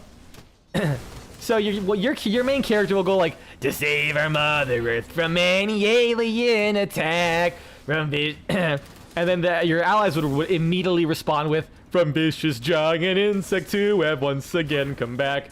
You pick a different line, even though your character's the same. They'll have a different voice. We'll unleash all our forces. We will cut them any slack. The EDF deploys. I think when you pick that line, both you and your squad sing at the same time. I think I got the stanza wrong, but yeah, it's glorious. Fun fact. I have performed CPR with that playing in my head. Like, not mock CPR, like, man literally dying. Everyone is trying their hardest to resuscitate them. And when everyone gets tired, it's up to me to do chest compressions. Hey, it's about 110 beats per minute. You want? I also used it to clean things and fry nacho chips when I worked at Chipotle, because I was able to train myself to sing every stanza within 15 seconds, like almost exactly. And pretty much everything works in like 15-second intervals. Like, we had to fry tortilla chips for 45 seconds. So I would like sing it 3 times, and I'd be like, okay, chip batch is done. They're like, why don't you use the timer? Don't need it. Wink. And like, you know, it's like when you're cleaning like sites for IV caps and people's skin, you do it for like 15 or 30 seconds. I was like, all right, I want to clean this IV real quick. I'll scrub it for 15 seconds. Just sing a little bit of EDF and we're good. Okay, so he actually was the quest objective. Go fuck yourself, game. Go actually lick a dick. That's so mean. The one guy I could not fucking kill was the one guy. That actually is evil. But yeah, I love seeing the EDF anthem. And the best part is, like, as the game goes on, it's like you can only sing like 3 variants. But as the game goes on, there's like other variants that only like random squads can sing, and they'll sing the whole thing if they're not interrupted by like story dialogue or literally dying. And the further the game, because like the story of EDF is always the same. Aliens show up. Oh no, aliens! Don't worry, we're the EDF. We got this. Oh no, the aliens are winning. We don't got this. We're the EDF though. Oh, we got big guns. They're gonna run for it. Oh no, they got bigger guns. Oh no, they got even bigger guns. Humanity is doomed. Wait, one guy is taking on the entire alien invasion? He's a badass. Like every time. The only thing that changes is like how many people die by the end of the game. And like EDF, if they were like, oh well, you know, all major cities have been obliterated, but most people were evacuated, so we're fine for the most part. Most I know about EDF is rope. Yup, fucking. It's bread, it's water, and I call it bread and water soup. Dude, learning. So first off, I feel like calling it robotic alchemic drive is really underselling it. Did you forget that the name is called Rad Robotic Alchemic Drive? Like, those guys were so cool from the start. Literally, their first one of their first games was just called Rad. They're my favorite developers. They just have fun. Yeah. Oh my god. I don't know why people making fun of the fucking orphaned girl eating bread and water and suffering from malnourishment is funny, but the delivery just makes it. Like, I've always said, you can have the most dog shit script ever, but if like the delivery is like ace, then you don't gotta worry about shit. Like the voice direction will take care of it. Fucking Shadow Warrior has some of the worst dialogue ever, like the 2013. Honestly, all of Shadow Warrior, even the original from the build engine days, that has some really dog shit dialogue. But the fucking delivery, I will never get over. I forget his name. John Gates? William Gates? I forget the original voice actor for Lo Wang. Like, his almost Scooby-Doo-like laughs in between the most racist, stereotypical shit you'll ever hear. He's like, it gets me. And now soup gets upgraded to water soup at a certain point. Or gets downgraded. Yeah, that's what I was thinking of. Wasn't it just, oh wait, it's from bread and water to just a water soup? Oh no! I didn't know that. I'm sad now. It's ice cubes and water? Holy shit, that's I'm sorry, that's not funny, but it's funny. Because it's so fucking excessive. But yeah, in EDF 4, they're like, well, all major cities were destroyed, but everyone in those cities was evacuated. They're hiding out in shelters in the forest. Don't worry. Then EDF 5, 90% of humanity is dead. That's it. And then at EDF 6, they're like, 90% of humanity is dead. Why are the aliens still coming back for revenge? Time travel plot. Aliens are like constantly going back and forth in time, but then you also keep going back and forth in time. But then the aliens are realizing that, so they're like still like going back and forward in time to steal units from forward in time to go back in time because they keep losing to you in the back in time and forward in time. It has like 7 time loops, dude. It's so good. It's actually a really good story. And like the story ends, and I shit you not, like not just, oh no, it's the fate of our timeline. It is quite literally like we realized the enemies, like the aliens, keep going back in time. They can't.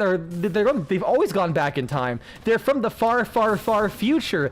They came back to Earth, and they're only killing us because we discovered the aliens existed. And they want to exterminate us after like witnessing us from afar. And we only discovered them because they fucked up and left their ships and shit. So that's why they're exterminating us. But then they realize, okay, well, if the aliens came from somewhere, you know, it's definitely their living conditions definitely isn't from Earth. Where are they coming from?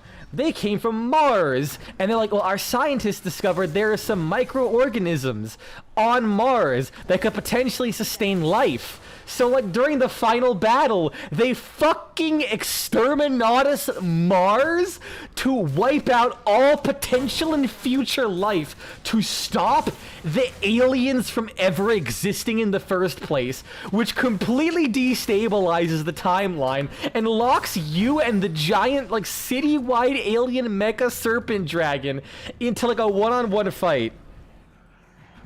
I'm getting too excited. 1 second. I'm gonna grab a drink.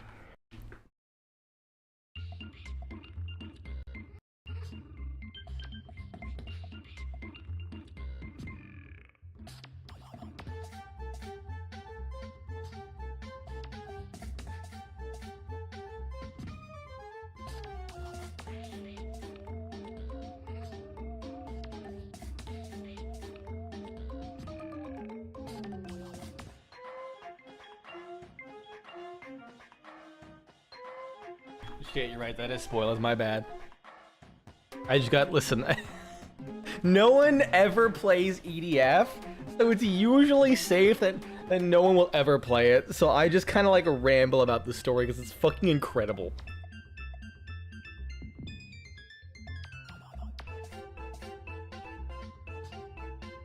And it's like all told through, just dialogue. Like, it's basically a radio drama. Whereas, like, the gameplay for every mission is the same, so it's like, by the time you see it, you really gotta know. But since I'm already kind of deep into this, yeah, it's basically like this isn't like, you know, explicitly confirmed, but it's basically like their theory is, well, we just created a time paradox because if the aliens, you know, never come back, you know, are never born or never like evolve, then how can they come back to stop us? So how can we know about them and how can we exterminate them? So they basically said that the timeline has basically chosen your character and this mecha gargantuan boss as the champions of either timeline. Whoever wins is the like basically their timeline takes hold. So like if you kill them, then the aliens never exist. And I guess, I mean, there's other implications there, but it's just basically just like, it is basically like your world gets isolated in like an in-between limbo of time until either you or the other person gets killed. Meanwhile, the boss is literally just like this thing that floats around the map shooting projectiles, and you have to like wait for it to get within the render distance for you to actually be able to shoot it. If you forgot to bring a weapon, you literally need a weapon that can fire 3 kilometers away to hurt it regularly. I decided to pick a high-powered sniper rifle, but it had like mid-range for a sniper rifle, and I was only able to shoot it for like 30% of the time. EDF's jank, man. A sniper rifle literally did not have enough range to fight this thing half the time. That's how big and far away it was. Plot of EDF reminds you of your favorite ramble about a guy's Dungeons & Dragons character based off the animes. Based off... his character based off anime names. Sephiroth Goku the Stampede. Oh my fucking god. That sounds incredible and reminds me there's literally a Inquisitor in 40k named after like every fictional detective / Inquisitor kind of guy in media.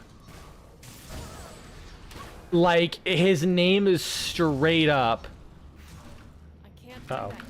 His name is straight up like Obi-Wan, Sherlock, Cousteau. It's like 7 different names. Once I... Woo! Oops. It's from a very, very old Let's Play of F-Zero GX. That almost makes me want to know about it now. Cause like I kind of crave old YouTube energy these days. When modern society is so depressing and upsetty spaghetti, it's nice to every now and then see something that just feels like the olden days, you know? Alright, anyways, what's his name? His name is Warhammer 40k Obi-Wan. Oh, his name is Obi-Wan Sherlock Clouseau. He is the first named Inquisitor ever. That's so funny. Like, cause they were like, all right, Inquisitor, what do we name these people? Just name him fucking Obi-Wan Sherlock Clouseau. I was close when I said Kesto. My brain had Disco Elysium and the Pink Panther mixed up. Because in Disco Elysium, you like the fake name you give yourself is like Raphael Ambrosius Kisto. Which honestly is a bitchin' name to pull out of the back of your ass, you know? Alien Greaves. +2 to Blast Shield, hold on. Kinda pog. 30% chance when hit to explode? I don't want that though. Like, I lose some retaliation damage. But it's funny. Wait, they're the exact same model with different engravings. Nice.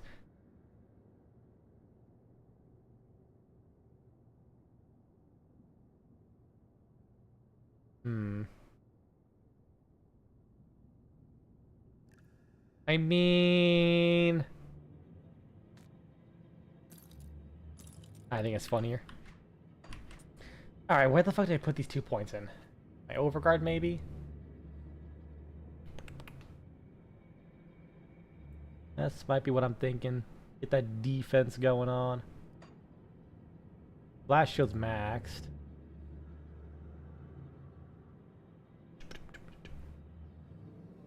I don't think I'm gonna hit this thing, will I? And was it? Oh wait, no. I didn't need to go past this. I thought I did. Oh no, here it was. Yeah, retaliation.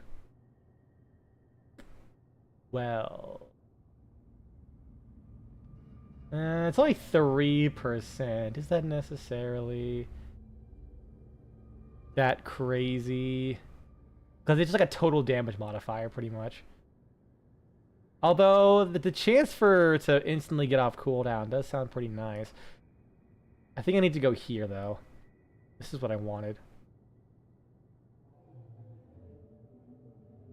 So I'm kind of like just torn between going for this. I mean, that's a lot of levels. I don't think I'm actually going to get to that point, so I might as well just kind of work with what I got here.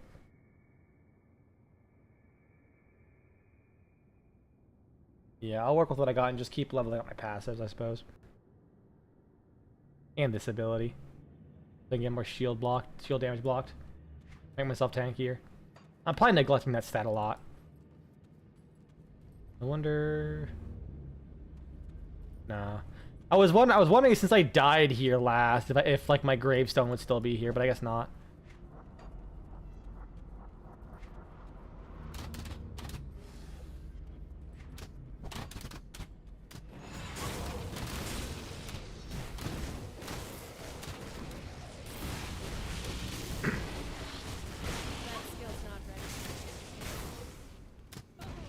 Now I can't stop thinking about all those remixes of it's bread, yeah, and water.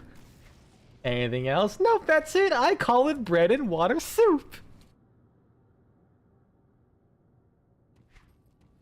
I feel so bad for that girl, but it's so fucking funny. And now thinking about like the voice actors carrying things, it really does make me sad about Shadow Warrior 3. I love Shadow Warrior 3 as a video game. I think it's awesome. But man, what the fuck was either Devolver or Flying Wild Hog thinking when they came to changing out the voice actors? Jason Liebrecht's Lo Wang is just fucking perfect. I'm sorry. Like, the new voice actor wasn't bad. Like, full credit to him. A lot of the voice actors were, like, replacements were pretty good. Just, like... the lines did not hit the same with the voice actor, the new voice actor they picked. It also didn't help they released that game like a week before Elden Ring, and it was like a $50 game that was like 4 hours long. It was a fucking fantastic 4 hours. Like, everything about that shit was top shelf. But it was also released like post Doom Eternal, so everyone just called it like a Doom Eternal clone. Because you can like switch weapons and you had like a dash. That skill's not ready. That shit was more like Bulletstorm. I'm sorry, I'm just saying. That shit was more like Bulletstorm. Oh yeah, Portal. I could just do that. It just hurts me. Oh yeah. Also, I never knew that Devolver Digital kind of just silently started shitting itself. I've been hearing a lot of news stories lately about, oh yeah, Devolver actually went public and they've been losing a lot of value, like, really quickly. Which kind of explains why I have basically not heard a single thing from Devolver Digital in, like, a very long time. They used to be the talk of the town. Now it's like, I mean, yeah, a game will come out and they're published by them, but they just, like, don't host events anymore. They don't make news like they used to. Which just doesn't surprise me. Wonderful, this archive is a wondrous font of knowledge that dates back all the way to the golden age of Arcovia. Unholy inscription and hallowed ground. It will take some time for me to study through. Speak to me later, perhaps once you've dealt with more of the ethereals and Chthonians ravaging this world. Will do.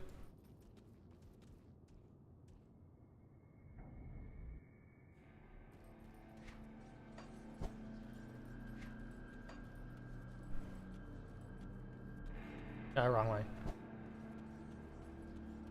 Now we just go straight to the necropolis, I'm guessing. Oh yeah, that legendary I got. So what does it do?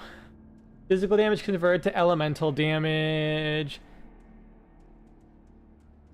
Wait. No, god damn it. That's not the purple. I was like, it looks unique, so it like confused me. Wonder what happened to them. I'm pretty sure it was like straight up just like, you know, they became public, so you know, they had to do the public profit motive speaking things, and you know what all public companies have to do. But like their valuation dropped significantly, so they had to do a lot of cutbacks, and they just stopped being the fun company because they can't just be like, yep, we're successful, that's it, we're good. They have to be like the most successful company of all time, like every other publicly traded company. I forget if private equity got involved. I would not be surprised if they did. I hope they didn't. Turns out that's what happened to CiCi's Pizza. I was like wondering what happened to all the CiCi's Pizza in America. Turns out private equity. Same with Joann's. I still don't understand how fucking economics works. Like the leveraged buyouts where you can buy out a company with a debt taken out in the company's name. So when you buy them, it's basically the company buying itself, as far as I can tell. I don't know how any of that shit works. And every time I hear a company that I'm like, oh man, like Joann's is a really nice fabric store that's like suddenly closed down. I looked into it. It's like, oh yeah, no, private equity bought them, and they took out a leveraged buyout. Another company that like I used to like was like closing down, and they were just like, oh yeah, no, private equity bought them out. They just defaulted on their debts. They had to close down because of a leveraged buyout. Like what? How is this allowed? Maybe that could be useful. It's got a really high flat retaliation. Also, this accidental lich has a weapon you wanted. And a funny name. Lolon Jis. That sounds like it's one step away from like a D's nuts kind of joke. Maybe that's just like my 3-year-old brain in action.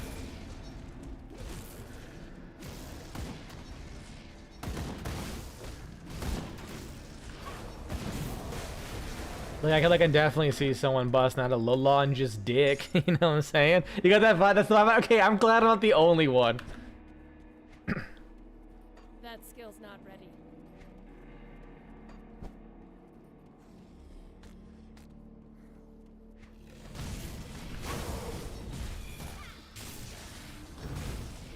That skill's not ready. Like it, man. I'm just so upset about CiCi's Pizza. Cause like 4, you got that brain rot too. I mean, ain't that the truth, brother? We gotta rot our brains because being aware of everything going on ain't doing us any much better. Man, like when I was in Kansas a year and a half ago, I would dead ass pay like $6, $6 fucking dollars to eat at CiCi's Pizza, and like you'd always get a drink anyway, so it was like $2 on top of that. But it was still like, I never paid more than like, I never paid double-digit dollars to eat at CiCi's Pizza. And it's like, you get a buffet.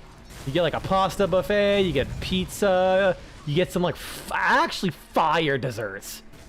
And infinite drinks. That shit was heaven. Like, honest to God, I might as well just fly all the way back to Kansas to eat at that CiCi's Pizza again, because with the price of the shit these days, even with the plane ticket, it'd be cheaper.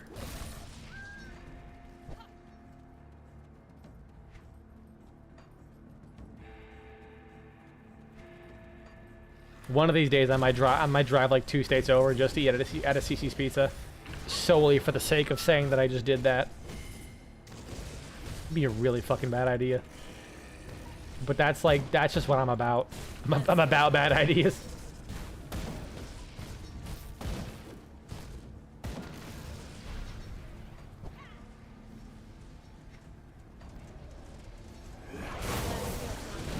I mean, I'm a nurse. Like, I'm living a bad idea.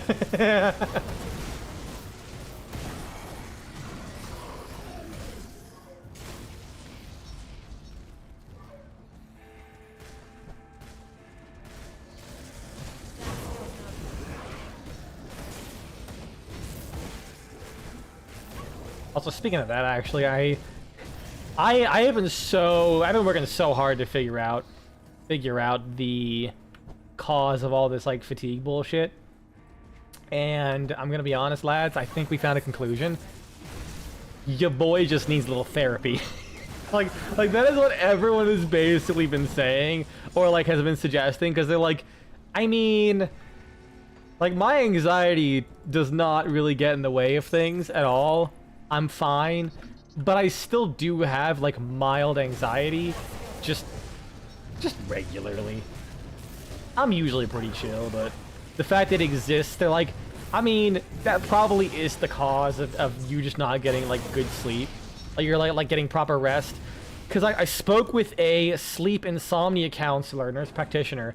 I literally had to do it at like during work. Like I had to take almost an hour off of my shift at the very start, which is like, I usually don't get that to even have lunch, let alone that, but I told them like literally everything, and they said, honestly, by all accounts, your sleep cycles and sleep hygiene is like perfect. You are sleeping exactly as like based on the sleep study results and what you're telling me of like you're waking up and how fast to go to sleep. No issues. You are a normal person, if not another level already. God damn. Like above average, if anything. So honestly, if anything, that's comforting to know, because at least as far as we can tell, it's not physical. Like literally the only thing that is like of mild concern is, I don't think I've said this. I probably have. I got an X-ray and they were like, yeah, we saw something in there. I have no idea what the fuck it is because the X-ray was blurry. Let's get a CT scan. And I'm like, oh shit, am I dead? I'm like literally dying. Goodbye, chat. No, it's probably nothing. They said possible calcification, which would make sense. It's a very common thing to have. Oh, 7. It's okay. Namagre can have my instant pot when I die. I trust him with it. I mean, he has to like fly down to New Canor IDC this to to claim it, but it's there. Everything else I'll have for my cat. I mean, my cat doesn't have a use for an instant pot. But like knives, we all know cats are just like plotting people's murders constantly. They might as well give them the tools. And the sharpening blocks, you know, if he wants to either sharpen the knives or his claws. Bottles of, various jars. He can carry snacks with him along the way. A couch? I mean, he's a cat, you know? You can use a couch.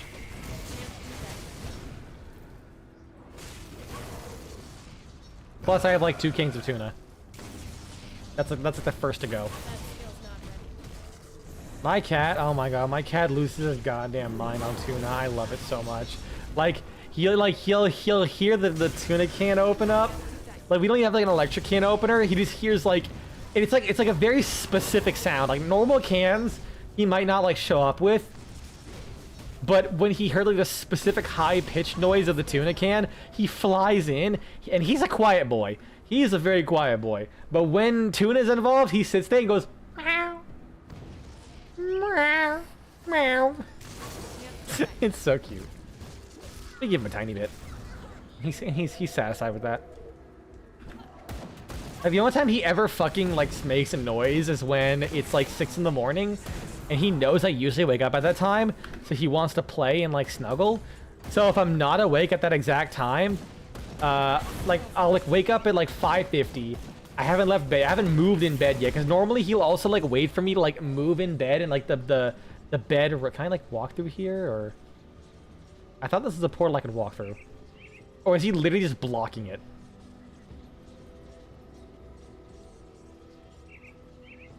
No, he actually was blocking it, you dick. What do we got here? Physical damage. That's whatever.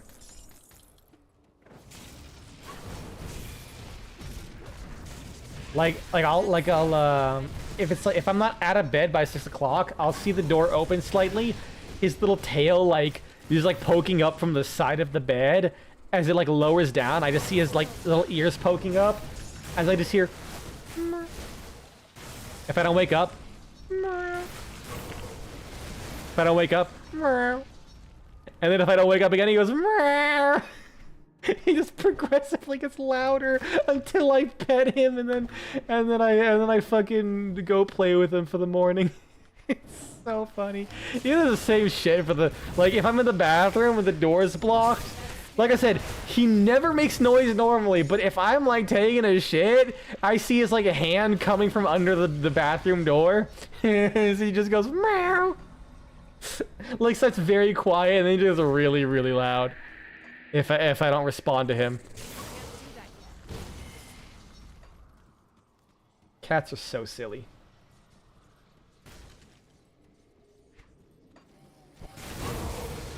I'd love to have a pet again, but I'm like I feel like I'm gonna be way too damn tired all the time, and I'm also like always at work. Like if I'm out of work, I'm gone like so long that I don't think I properly take care of a pet. Like if I work 2-3 days in a row, like I'm basically just out of the house for 3 days straight. I could not take care of an animal at this moment, which sucks. God, I'd love to have a fucking parrot. Give me like a little finch, like a little budgie. Be in heaven. I mean, I know a finch is not a parrot, but they're still adorable.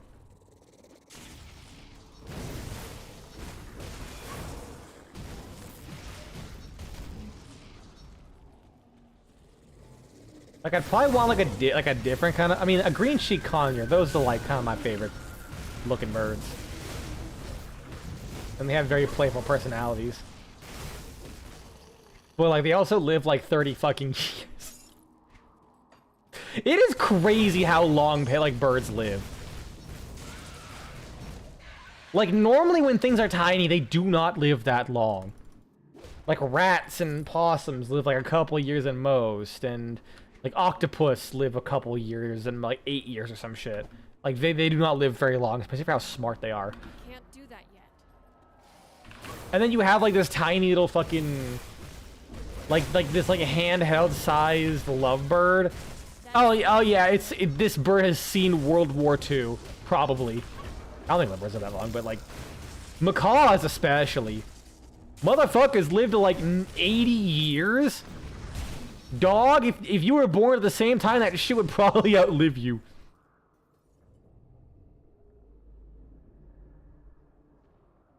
Like turtles you can at least see because like, you know, they're like slow.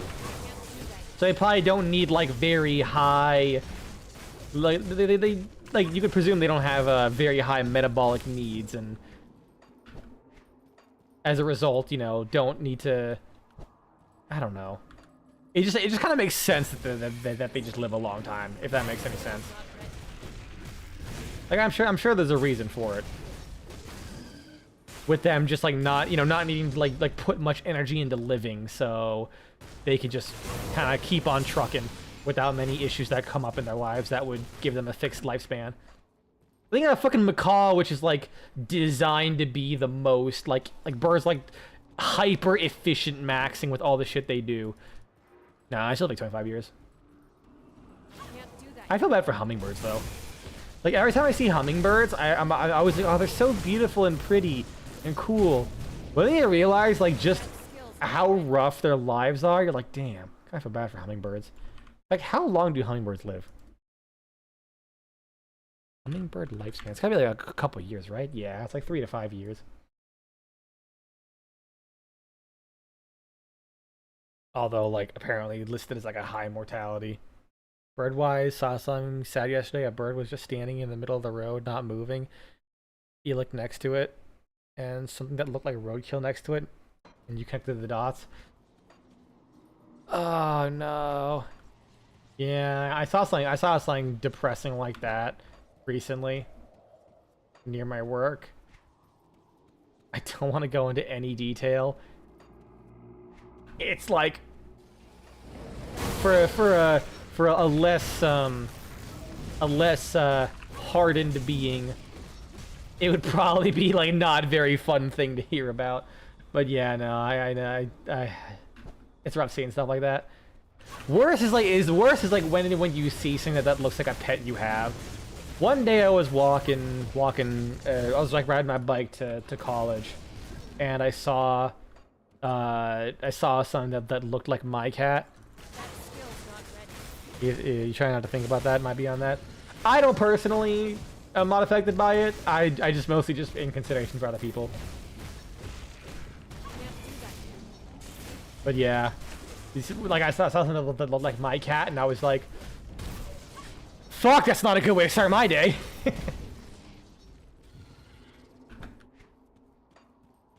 I went home and I snuggled my cat some more. As if I wasn't doing that already, you know. I snuggled him extra. It was like, my schedule is eat, sleep, work, snuggle cat, repeat. And then I just replaced eating with snuggling cat. Great weight loss strategy, just pet cat. Reminds me of one of your school trips. We saw something on the road and just continued walking. No real comment from the teacher, just ignored it.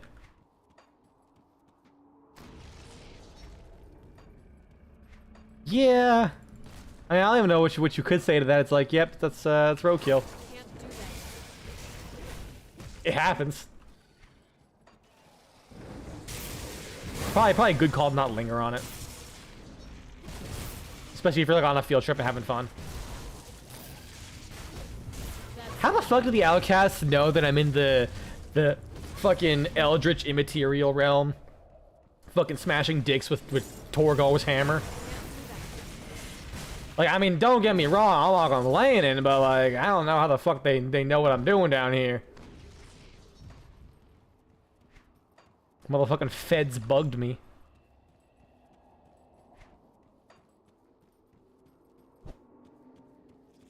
Hello, more things to kill.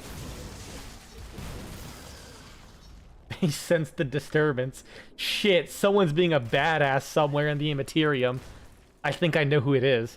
The portal was rigged. They got them fucking tracking devices on the Eldritch portals. That shit got facial recognition.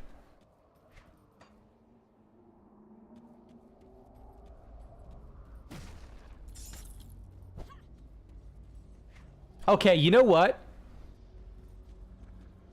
I thought about this earlier. I just reminded of it.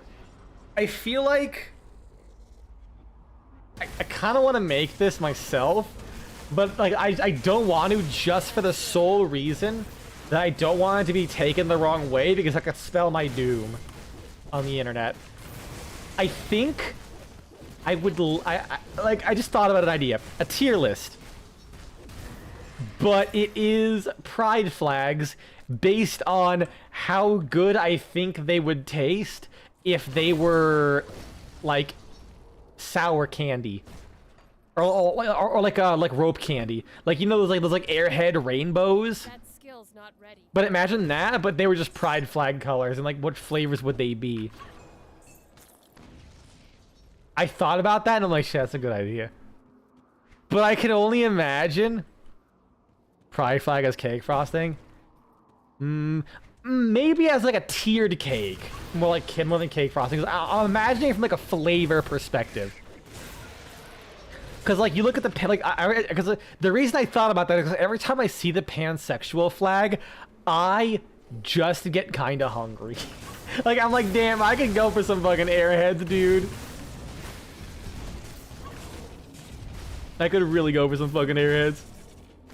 You know, I'm thinking they probably taste like, you know, your standard flavor, because they look the most basic tricolor rainbowish. You know, the bisexual flag is probably a wild berry. You know, you got some maybe some like blue raspberry and grape going on.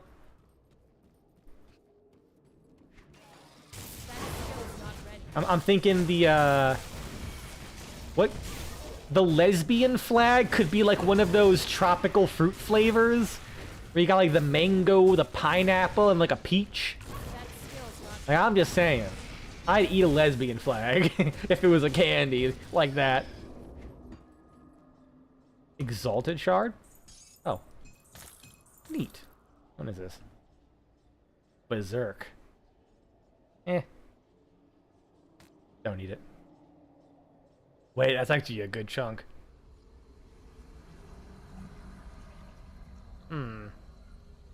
NB flag. What is NB? I saw people referring to themselves as NB not too long ago in like descriptions and shit. I'm like, what is NB? I never looked it up. Is it non-binary? That's what it is, or? Oh, it is non-binary. Okay. I don't know how that gets. Oh, because NB for non-binary. Shit.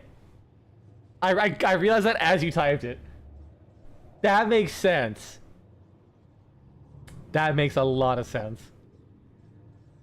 Do I lose? I don't lose too much more. Although it's actually less block. Yeah, it's kind of worse. Thanks, bro. What is the non-binary flag, actually? Non-binary flag. I'm getting a call from work and decline because it's probably just an automated message. Yeah, okay, it's the yellow, white, purple, and black. Yeah. Yeah, I'm not sure what flavors that could be. What's the gay flag? Okay, this is what I was thinking of. The let's go back to show and tell. Oh, cool. It's already on the window capture. Let me put the game capture back on. Ah, it's broken. Grim Dawn's fucky. Whatever. So it's this one. Let me move it a little bit. I'm thinking, I mean, my brain kind of just wants to say it'd be like mint flavored. So like as like an Airheads kind of sour candy, maybe not. But if it was like an Altoids, like a gay Altoids, probably. Oh, he has like a list of them. I assume this is accurate. Oh, you know what? Honestly, I'd fuck a transgender flag candy. That shit would be like Tutti Frutti, cotton candy flavored, and that's literally just cotton candy colors. Like, you know what? That hit. I think that hit. The fuck is number 14? Here's a bit. Jesus Christ. There's a lot of these things. I got the arrow. So I got the middle one here. Aromantic. I don't know about that one. How that would be. What is this one? This butch lesbian. Does that actually exist? Or is that just like one of those designs they kind of just threw out there? Hold on. Why is there pie there? Polyamory? What does that have to do with the pie symbol? I'm confused. Yeah, I think this is. I think some of these are just like extra made up ones. Like some of them I know do exist. Okay, you got Demi Boy, Demi Girl. I don't know. It's hard to keep. It's hard to keep up with them. Listen, I'll always say it. I still think. No, I'll shut that off just in case. The Pride, like the original Pride. I understand why they do it. I just think having like a one big rainbow as the Pride flag just kind of it helped. Oh yeah, no, like I don't mind identities at all. It's just the flags. And then you have people just like turning fetishes into Pride flags, which I think is kind of amusing.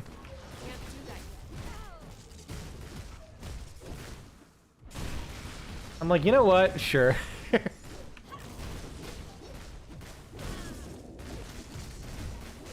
The green one definitely would have been... What the fuck is Waldmeister? Is there a foot Pride flag? You are asking the real questions. Foot Pride flag.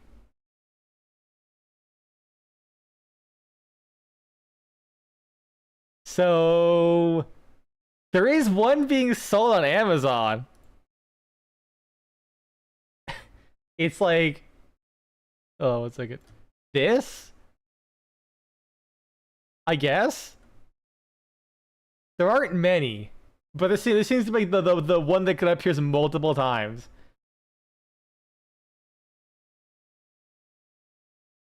This is a random Reddit post of someone asking if this flag exists. So I guess this is I know there is a Vor pride flag, but it's like, so I actually looked into this, and it's actually just like a shit post. Like all I could find is that the Vor pride flag is literally it was made to make fun of someone on Tumblr. Like it was like some random Tumblr dude, his like character had those colors as like their hair, and I guess to take the piss, someone just made a Vor pride flag with those colors. Because every time I bring this up to people who are into Vor, they have no fucking idea what the Vor pride flag is. So I feel like if the Vor heads don't know, then it's probably just some shitpost.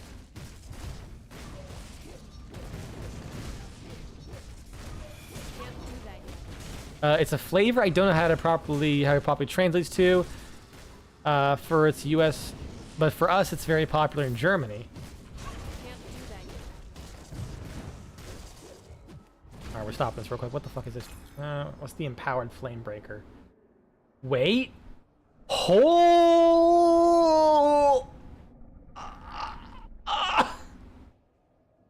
Dude. 58! Go fucking eat a dick! I hate this game so much. Come on! Why is it... Like, hold on, what was the... This is a level 40 shield. I've been rocking this for God knows how long. I have to wait 6 more fucking levels. I hate everything, man. Come on, it's perfect. It even got chaos resistance. I don't need it, but I can get more of it. I do need vitality resistance, if anything. And aether. Resistances are hard to deal with, man. Physical retaliation, bleed, chaos, pierce. Wait, that's a lot of resistances. And it's only level 55? So I can use that sooner. Nice. And I get +2 to flame touched. Yeah, sure, why not? But yeah, let me look this up. What is a Waldmeister flavor?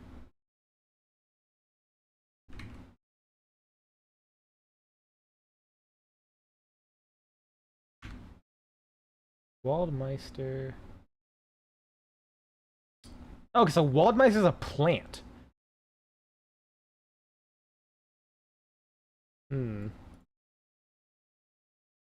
Does anyone know what it tastes like? Anyone like? It's apparently called woodruff. Wait, can I get? Wait, people are turning into sodas? Wait. This is fire? Can I get some woodruff? Around here?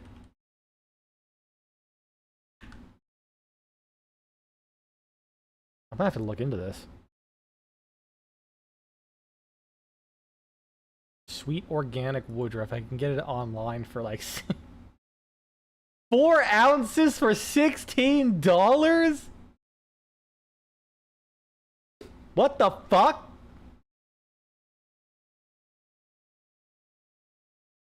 I am no longer looking at getting sweet woodruff.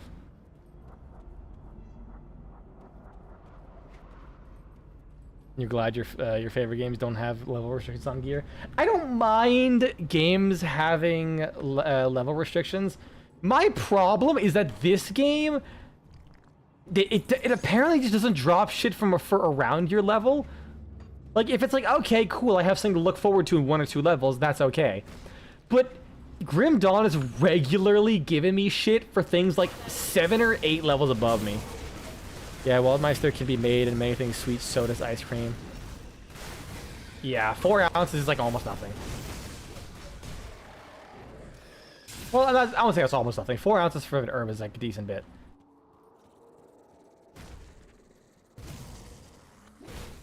But still. There, I put that point in there. Oh yeah, I was gonna look at that legendary I got. Where the fuck is it?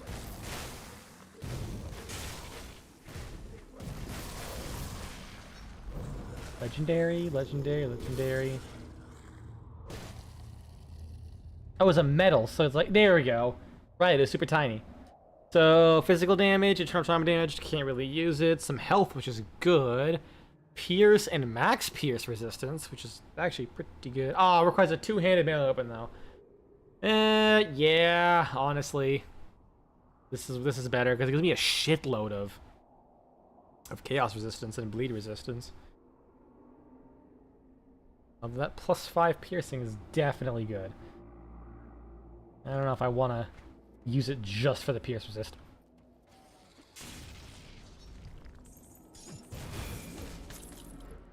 Nah. Also, I swear, there is a sound in Grim Dawn that is just the Stalker's intro sound you keep hearing. I'm gonna listen out for it. I don't think I've heard it.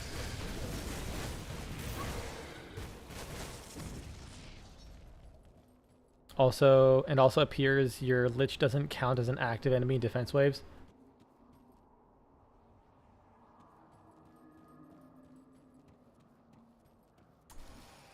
Yeah, is it like one of my abilities, or is it like one of the ambient area things for this area? Oh, so that is brutal. I can only imagine you were trying to stab your Lich, but then the fucking round ended. That does kind of suck.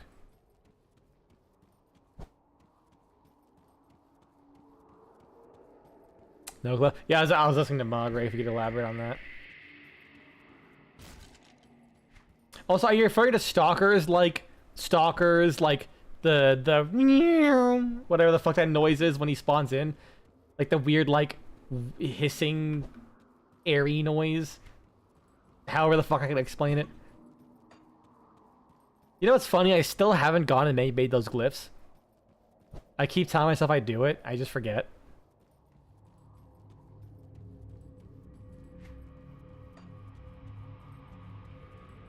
I think it's a generic noise.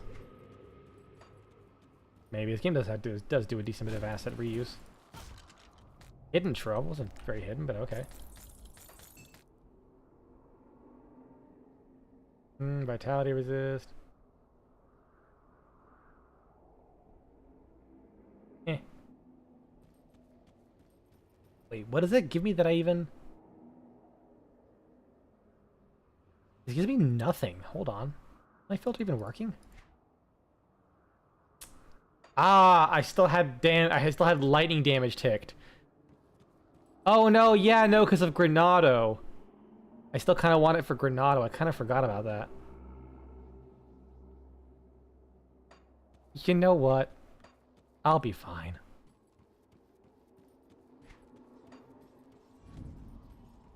Where's the way out of here? Up here? I haven't figured it out yet. I'll let you know if I hear it again.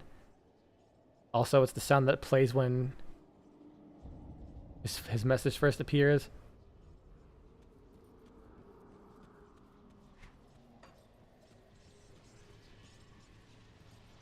Is it? Oh, it's like a very like light like hum, like staticky hum. I think that is. I never noticed it. I'm only thinking about that weird like hissing noise. I don't recall the. Yeah, I think I know what you're talking about. Sounds like a little bit of like a static. God, that's a subtle noise. How the fuck do you even remember that? I don't even notice it half the time, I think. And I guess I'm just gonna get out of here, however the fuck I do that. Yeah, I can't portal my way out. Where'd the portal button at? Oh, it's just gone. Autism!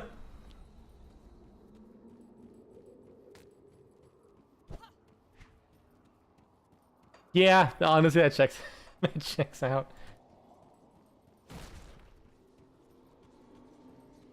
Portal, get me out of here.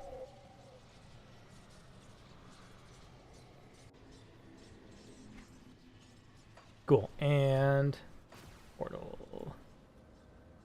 I like how it's not even grayed out, like it's not off cooldown or something. It's just like the portal icon is just gone from that globe.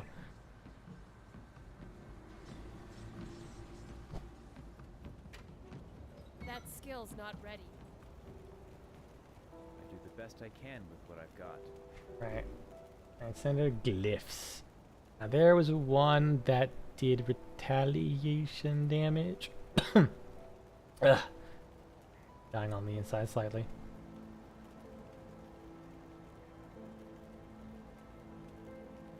What? Didn't I have one that... Ah, here you go. 30% retaliation damage. And I can make it! Alright, now what? Go on now. Oh, I'll have to put on fucking medals. Alright. So, grants me a skill. 4-second recharge. 3-second recharge. 17-meter range. 4-meter radius. Well, I just see what it is. 5. Cosmic leap.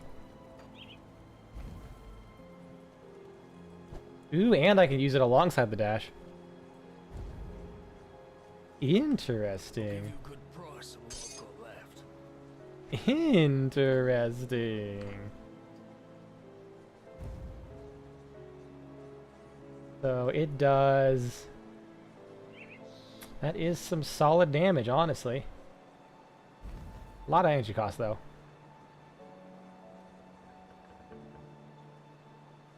Hell yeah. Hell to the yeah. No, not you. See anything you like? There we go. Sell my shit. Sell. Yep, sell. That's actually really good defense-wise, but I got some good damage shields here. 711. I don't think I gained enough overall. 2% HP.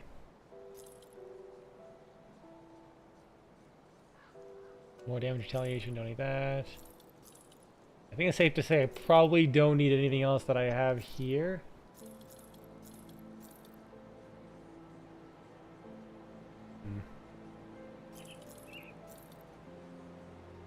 And I'll just like blow all this shit up.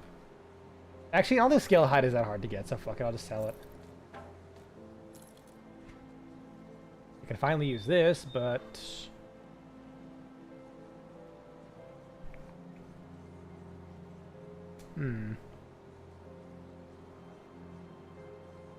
I mean, I don't really need the pierce resistance at the moment, so I'll just sell it. I've been holding it on. Been holding it on for so long, I never even fucking used it. That's that's the funniest part. I had it so long, it just never came into play.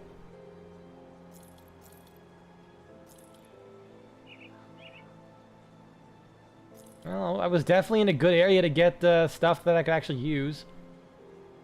Vitality and pierce resistance. I could probably equip... Yeah, I'll probably equip that when I can.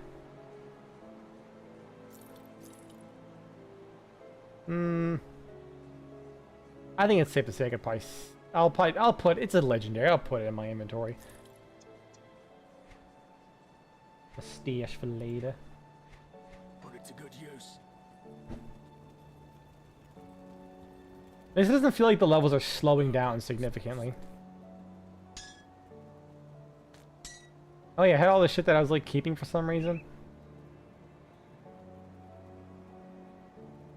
What did I put on there? Oh yeah, because a blade barricade.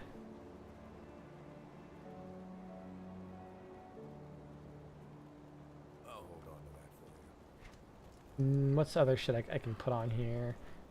Something for the shoulders. So what brings you to my forge? Shoulder, resilient plating, scaled hide. Oh yeah, scaled hide's like dirt cheap. Pierce resistance I can modify.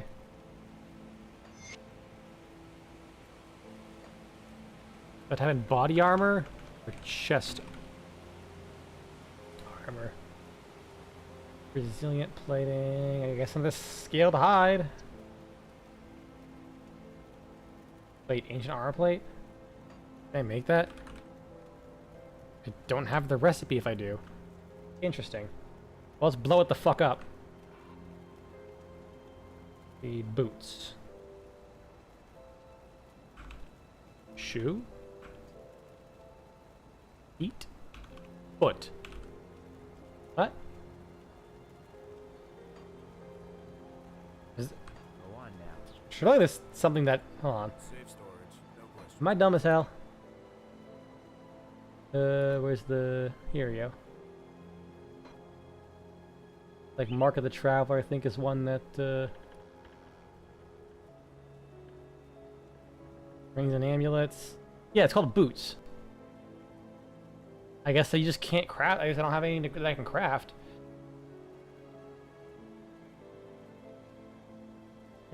Nothing crazy there. What's this? That's damage retaliation. Oh, wait, some stuff. I'm dumb. Boots. Oh, it's just these two things. Yeah, Mark of the Traveler. Belt. Belt.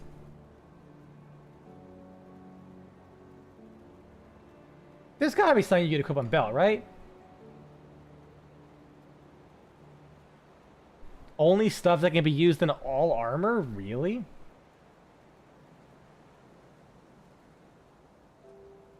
That's scuffed. Wonder if there's anything else. All weapons.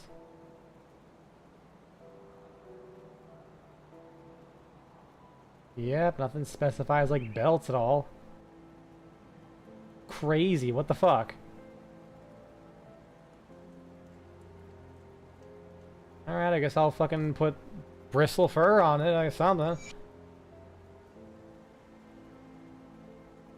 Helmet. It's gotta be... Is it helmet or head? It's head. What would be the best?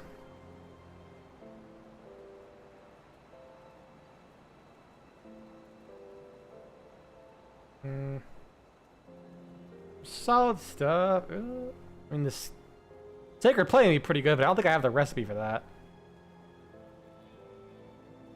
Yeah. I mean, leathery hide. Maybe I can see if I can Keep an eye out for this. can use that. The best I can with what I've got. No, I can't make it. What does ectoplasm do? Energy and energy regen. Blueprints are fine. Safe storage, no questions asked. Yeah, I feel like I guess I'll just put bristly fur on there. Get me some delicious constitution. It's safe with me, promise. Time to blow up this armor. Hopefully it'll take from my storage and I'll have to bring back the thing for it. What could... Let's take a look, shall we? It is break this into... Double check. Dismantle. The process requires great energy. Uses dynamite to fill this function. I'm gonna assume it's for the component. You sure that I can keep the component? Cool. Nice. Put that there. Hell yeah. That was loud as fuck though. What does this do? Salvage. To strip components, component parts from items.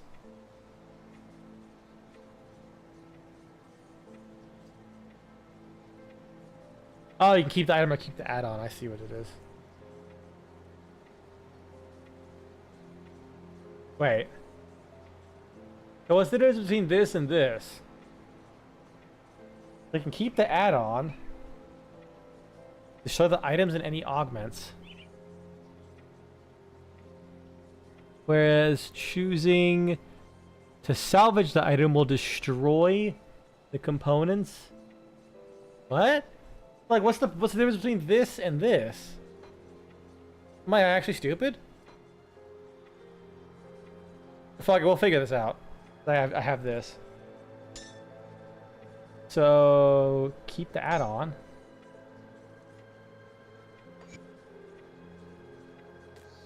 I didn't need to use dynamite for that. I guess. Oh, I guess dismantles is to get like the scrap. That makes sense. I am stupid.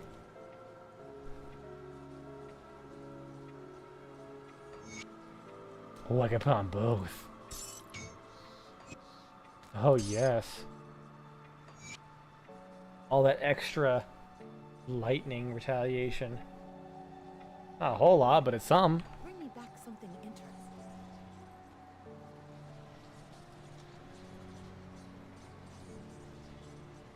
Alright, go back here. And we will finally... Probably 1 second.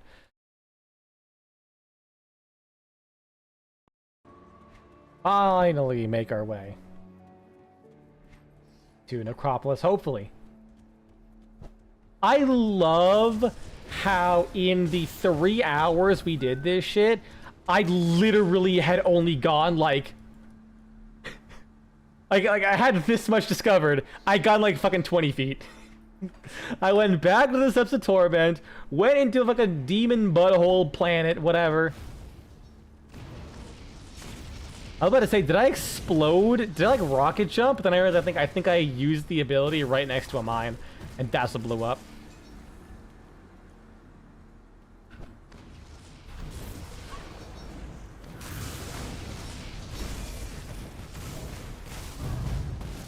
And it really seems like that explosion, or not that explosion, that weakening debuff goes off like every chance it can. Oh, he's not dead yet. Shit. And smash. Oh, I should have used all my buffs first. And then smash his dick.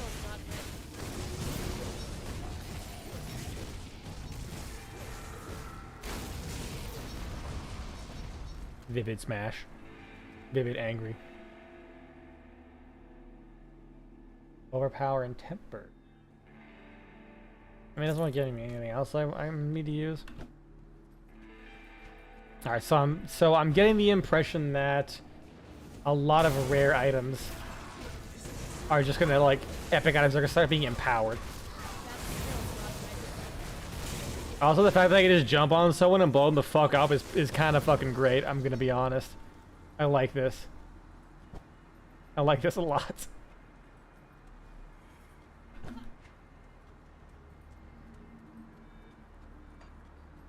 Oh, is that the item? That little, like, almost sword sheathing noise?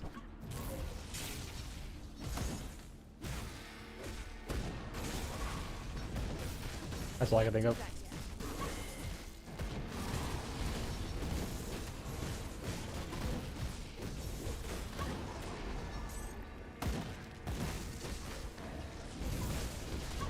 Oh yeah, I never told you the best part about that meeting I had with the insomnia person.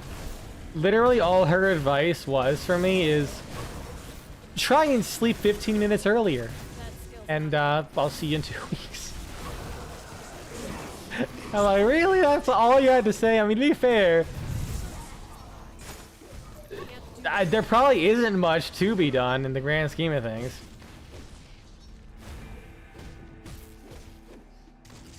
That skill's not ready. I don't blame her, but it is a bit silly. I also found out why the fuck, so I never actually had real insurance since I became an adult and got like jobs. Because I worked full-time for a year and never really used my insurance whatsoever. And then I did travel nursing and I didn't have insurance because I just didn't want to pay for it. It was expensive, I didn't fucking need it. And the one time I actually ended up using it, it didn't fucking save me anything at all.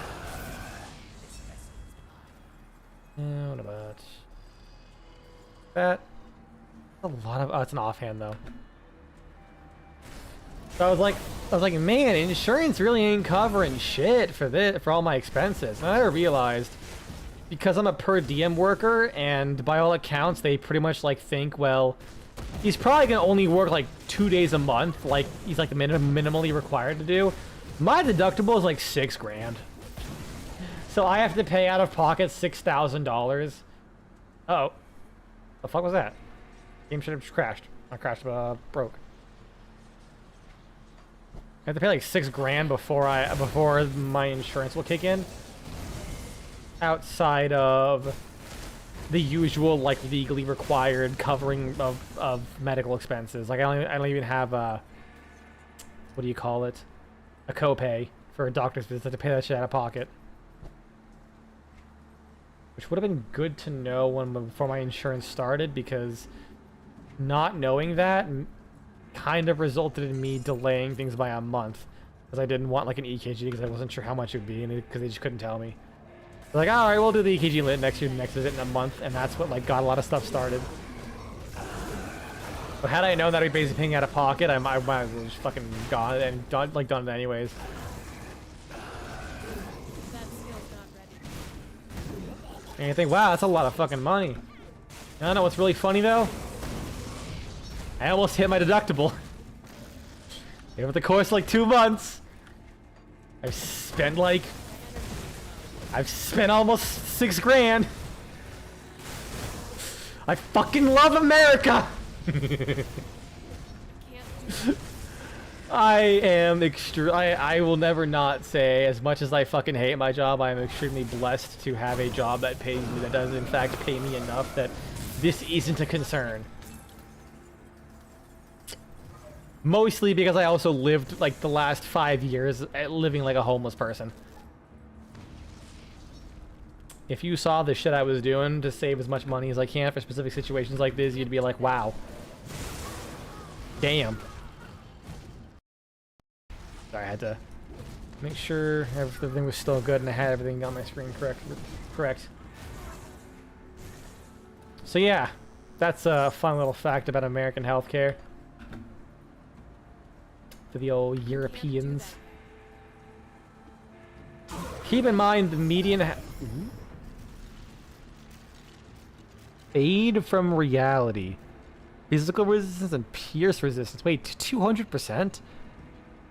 Well, I guess that wouldn't do anything because shoulders though. Honestly,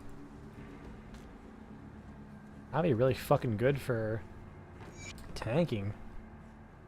Like high armor, chance to avoid projectiles, I guess, like 7%, it's whatever. Elemental resistance is like whatever, because I'm probably giga overcapped. Oh my god, yeah. But like that ability, when I hit 45% life, it increases health regen by 100%. And move speed, and like basically caps my physical resist. The 200% is really weird. I'm gonna assume maybe in the future things will take away from it. Like, what do I lose realistically? Armor absorption. I mean, I could put that on this thing. I lose like 100 damage. That poison, that acid resist does kind of suck. But that's like literally about it. And a bit of extra armor and HP.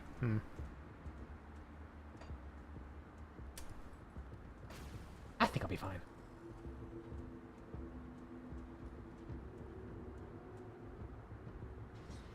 I think I will be fine. Let's take a look, shall we? There we go. Oh yeah. Yeah, so even though I'm like fucking almost 30, I only just now learned how fucking insurance works. It sucks. Like for reference, I was gonna say before I got that I don't got any more of those. Before I got distracted by the legendary, give me something I want. Little fun fact. I believe the median household income in America is about 60 grand. So in 2 months, I have effectively spent 10% of a median household's income, like between 2 people, in just 2 months. And I still could potentially see a neurologist. That's still on the table. I'm debating it. I'm debating it. I don't think it's narcolepsy related, but I might hold off and see my primary care and see what they think first. I don't know. I'm definitely gonna. I need a therapist anyway, so fuck it. That's another fucking thing, dude. Like therapy's expensive. When I was paying for that shit, it was $150 a week. Like, fuck, man. 400, like, it is actually almost a car payment every month. I think about how few people can actually afford car payments sometimes. And unfortunately, in America, having strong mental health is optional. Having a car is mandatory. That skill's not ready. I love these hammers. Just fucking blasting everything in their way. It's so good. You're still mad we haven't gotten a shield dancer shield as a weapon? Dude, seriously. Like, give us like a shield lancer and like a sheave as like a sword and shield. I mean, I'd prefer it if it's like a glaive offhand kind of thing. Where, like, you know, you have your single pistol and you could just have the shield in your hand. But, like, they probably wouldn't want to do that because they keep adding new fucking, like, melee weapon types and doing nothing with them. But, like, just give us, like, a sword and shield, but it's like a fucking machete. No, give us, like, a machete and lancer shield, honestly. The machete is, like, dead-ass one of the coolest weapon designs in a game. Like, it's so cool. Machete and the cleaver. But they're such early game weapons that they just kind of suck.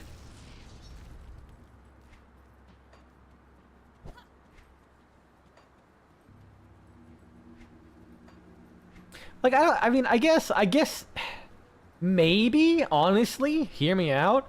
What if it wasn't a melee weapon and just kind of like a utility? Like, you could only have it equipped if you had a single pistol. Because I can imagine that could be one way of getting around, like, technical limitations, where they just make it so that, like, there's no attack animation for it, but it can still, like, do a block if you're not shooting your secondary. Like, basically kind of turn and to, like, use up a melee slot to... What the fuck is this? It's like a random undead guy over here. Let me just realize something. Why don't prime weapons have the stock weapon skin?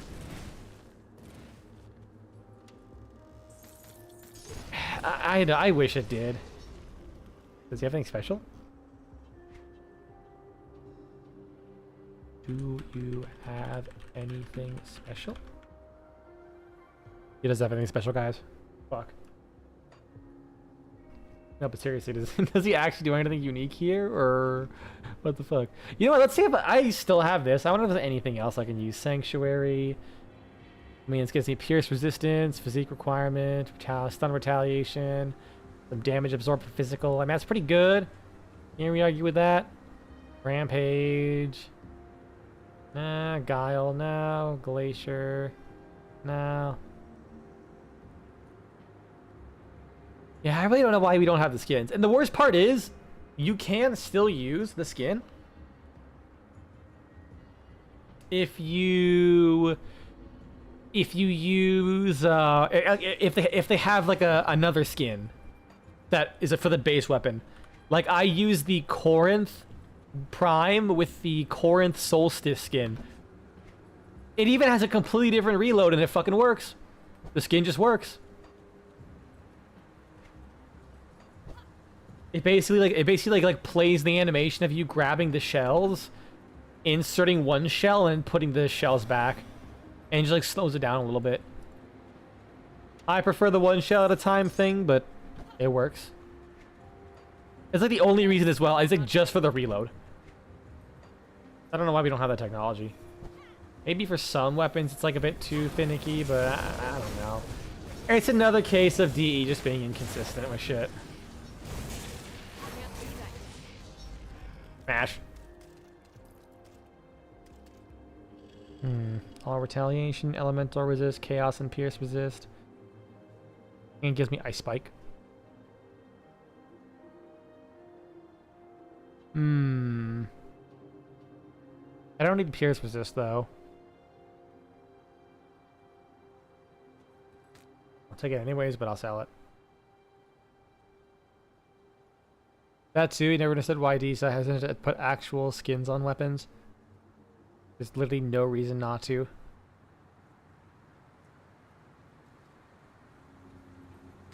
Yeah, I couldn't say. I know I've only ever heard from the grapevine that there's a lot of technical limitations for shit. But at the same time, there's also some stuff that does make you wonder, is like, how did this work for this thing and not another thing? I wouldn't be surprised if it's just like, whoever's fucking implemented a skin just... I don't know. Because you get like the Justice skin that doesn't work on a bunch of weapons, even though it works on weapons you think it wouldn't work on, whereas like some assault rifles it doesn't work on. Let me use the Hiruda skin and animations when you use the Magistar, who cares? Oh, you mean like that? I mean, that would be pretty funny. That skill's not ready. I assume that they want to keep like some what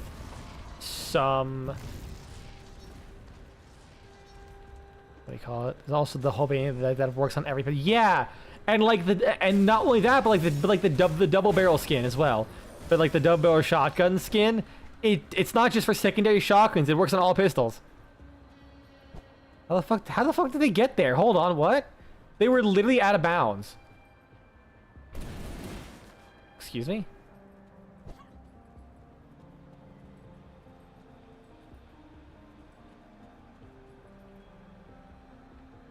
All right, I think they just got stuck there because they were kind of like not doing anything. Yeah, I think to some extent they probably want some integrity in like visuals. Ooh. Ooh. I saw retaliation, and it gives me poison resistance. Retaliation damage added onto attacks. Broski.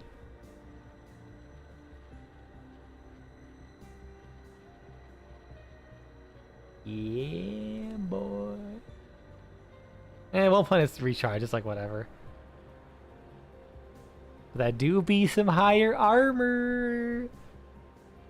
Goodbye, Hellion boots. What the fuck, Grim Dawn? 25% chance of 31% attack speed reduction retaliation? What the fuck? That's so funny. What the fuck? Ugh. That actually might be good though. Like making enemies attack slower. That's a lot.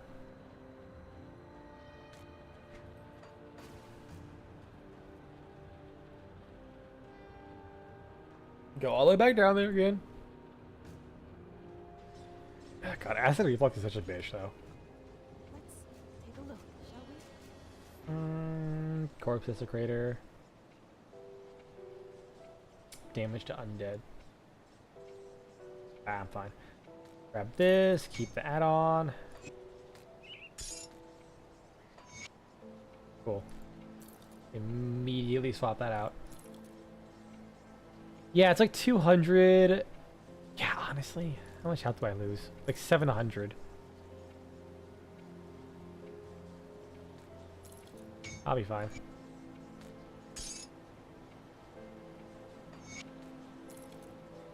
I'm putting on these swanky pants. Dude, we're deck. Seriously, can you fucking tell the difference between these legendaries and these not legendaries? What the fuck? Why'd they have to pick like the deepest, like the fucking like the deepest purple to go with the lightest blue? Back something interesting. Oh, so sorry, like a really light purple. Come on. Stop trying to be different. Just give us orange or red or something, man. That is actually bitchin' though. I'm rocking two Legos.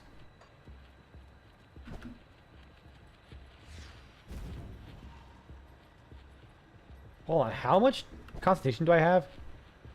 I can't do that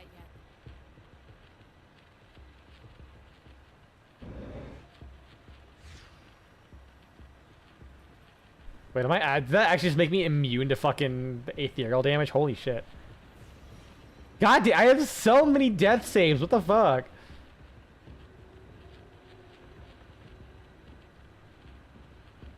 This is really silly.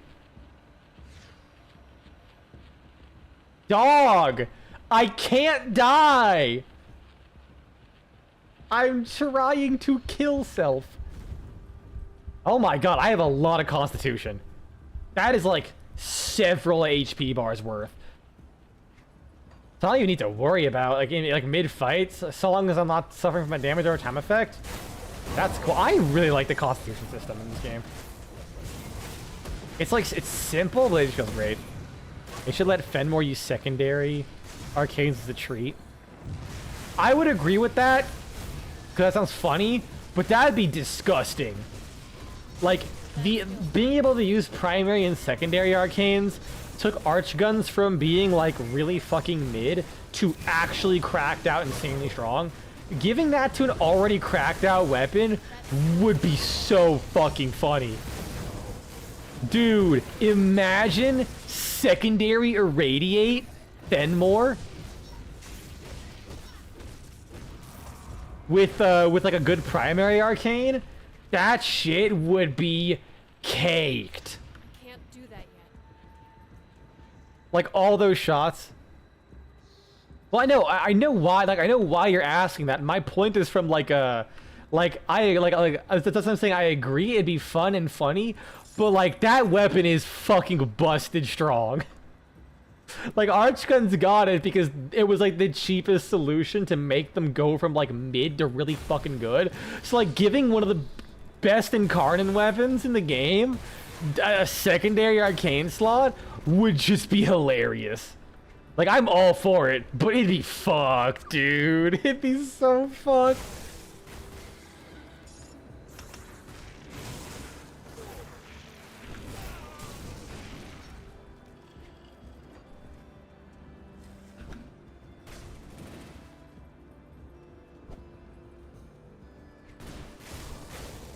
I mean, honestly,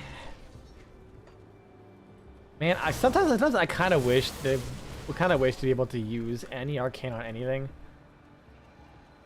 Like I get why they why they have them separate, but there's just some cool ass arcanes that just don't work. They just don't work on like or rather they would work super well on some weapons that aren't of their class.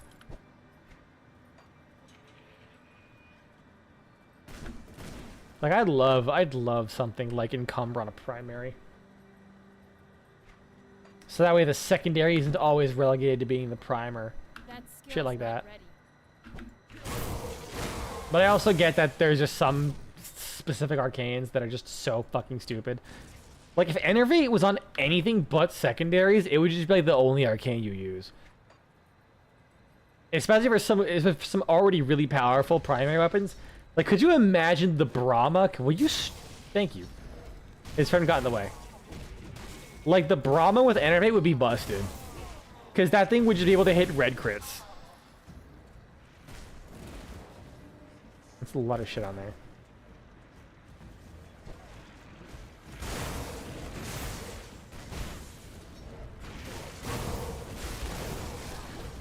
Oh, yeah, whatever. Oh yeah, primary crux and secondaries would also be really fun. Mostly I just like the ammo efficiency.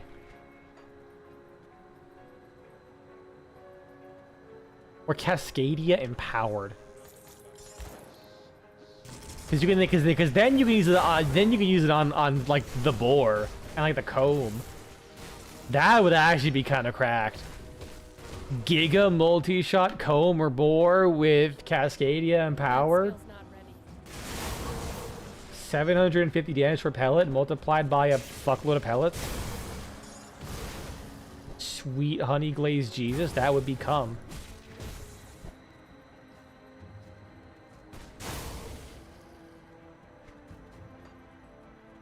Hey, finally a devotion shrine. Smash. That skill's not ready.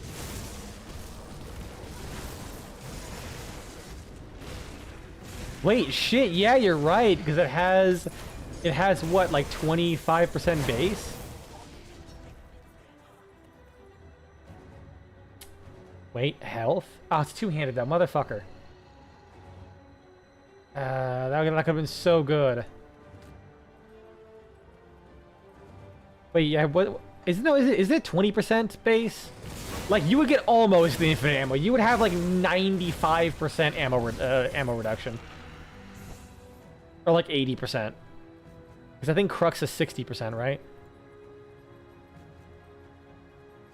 Then again, if it's in Protea's hands, it would be infinite ammo. Which would be kind of fucking silly, because I think it already fired really fast. Yeah, like because then that could like go really well with the augment it has, where you just like endlessly fire to gain a bunch of power strength. That's a fun augment. It'd be a little bit annoying, but it's good. It's good. I mean, not like we really fucking needed any more sources of power strength. Like if you dedicate your 2 arcane slots to power strength, you can pretty much get like 250 power strength with like 2 arcanes in 1 mod and just save everything for efficiency. It's so funny when people keep modding for power strength a lot of the time, because it's like, dog, you can get like so much strength just from arcanes and other boosts, like Operator with Matter Eye. That skill's not ready. And then people still run those and like Blind Rage and Transient Fortitude and Primed Intensify. Umbral Intensify, I mean. They're like, oh man, how do I get more damage out of this? Looks at their build, already deals 7 trillion damage to level cap enemies.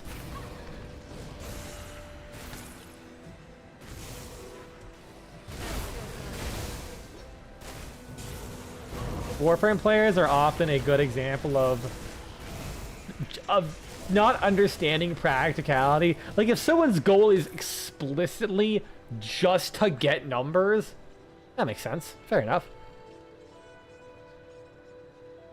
Oh, I mean, they're doing it because they're already stacking like 700% strength with like melee, Tennokai heavy attacks, and Dick for Brains Subsume, Kalervo's Wrathful Advance. Like they're doing shit like that. Like that's how they're getting it. Don't feel bad. Like they're stacking those multipliers. Like you wouldn't believe.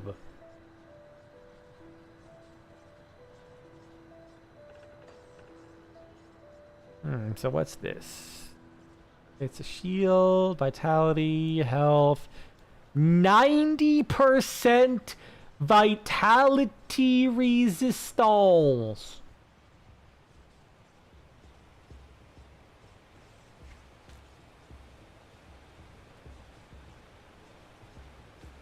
Well, 58, of course.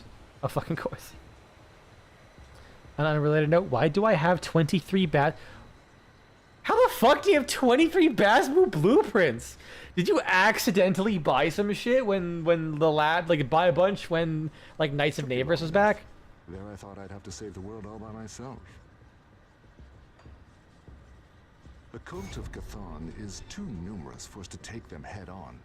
But we can sabotage their efforts with a few precise attacks, while our Black Legion friends keep them distracted elsewhere. What'd you have in mind? It appears that the ritual is being powered by blood harvested at the cult's camps, delivered here in despicable blood wagons.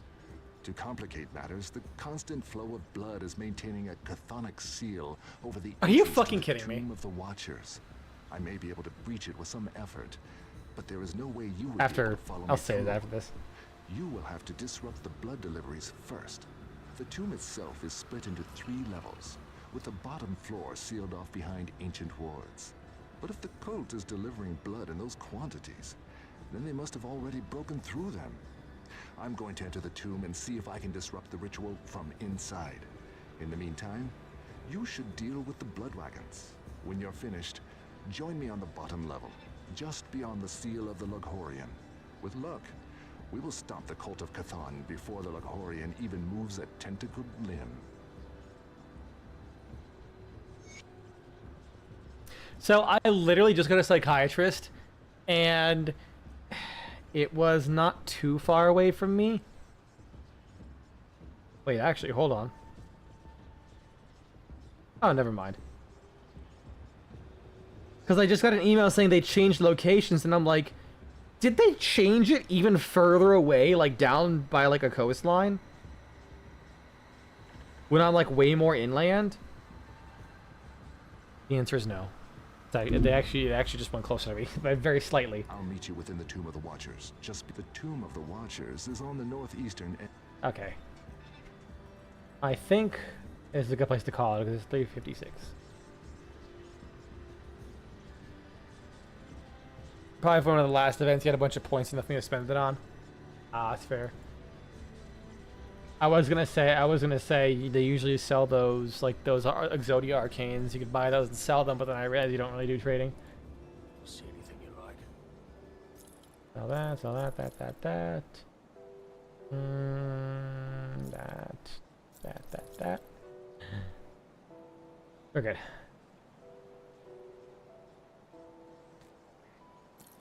The lore is being backed up. I don't think I can handle this anymore.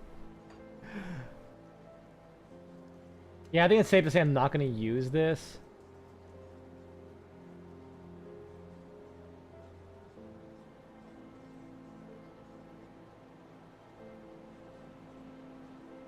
Yeah, I don't want to learn Warframe economics just to avoid getting scanned by a dickhead. I mean, thankfully you have the Warframe.market. So, like, you can see what prices everyone's listing shit for. Like Warframe, like the in-game trade chat, it's a fucking lawless land. Warframe.market, it's honestly just so easy. You look at what the most common prices are, just sell it for like slightly higher, slightly lower, and just play the game while you wait. And someone will message you. Like, the only way you can get scammed is if people, like, and this is very hard. This only really works for low volume items, which is if they flood a bunch of entries. If they flood a bunch of entries with like really low prices for items that are really expensive, to make people think that they're cheaper, and then they just buy them up and then sell them for higher. Because no one can get the cheap prices. That's like the only way, and even then, that takes like a coordinated effort, and assuming there's not enough people selling that item to balance it out. Because if it's like a high volume item, like a fucking Glaive Prime handle, there's no way you're gonna be able to beat that. Like, there's enough people who are just selling it for the price that it's at that you can't flood it. So the shit like that's like very rare.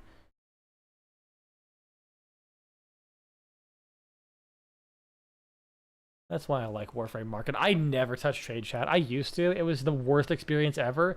But then when I discovered Warframe Market, I normally don't like to bring up third-party stuff in my videos, but when it's like that kind of important to the experience.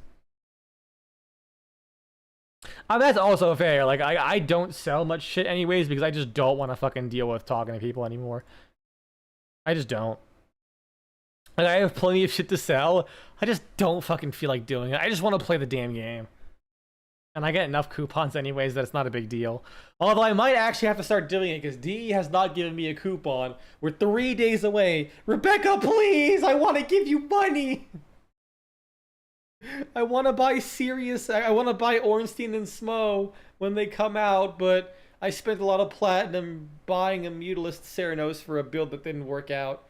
Plus, I didn't even have the money anyways. It was probably 370 platinum, and I had like 304. But now I have less than that. I'll probably just fucking. Yeah, I get a 50% off like once every month and a half on average, month and a half.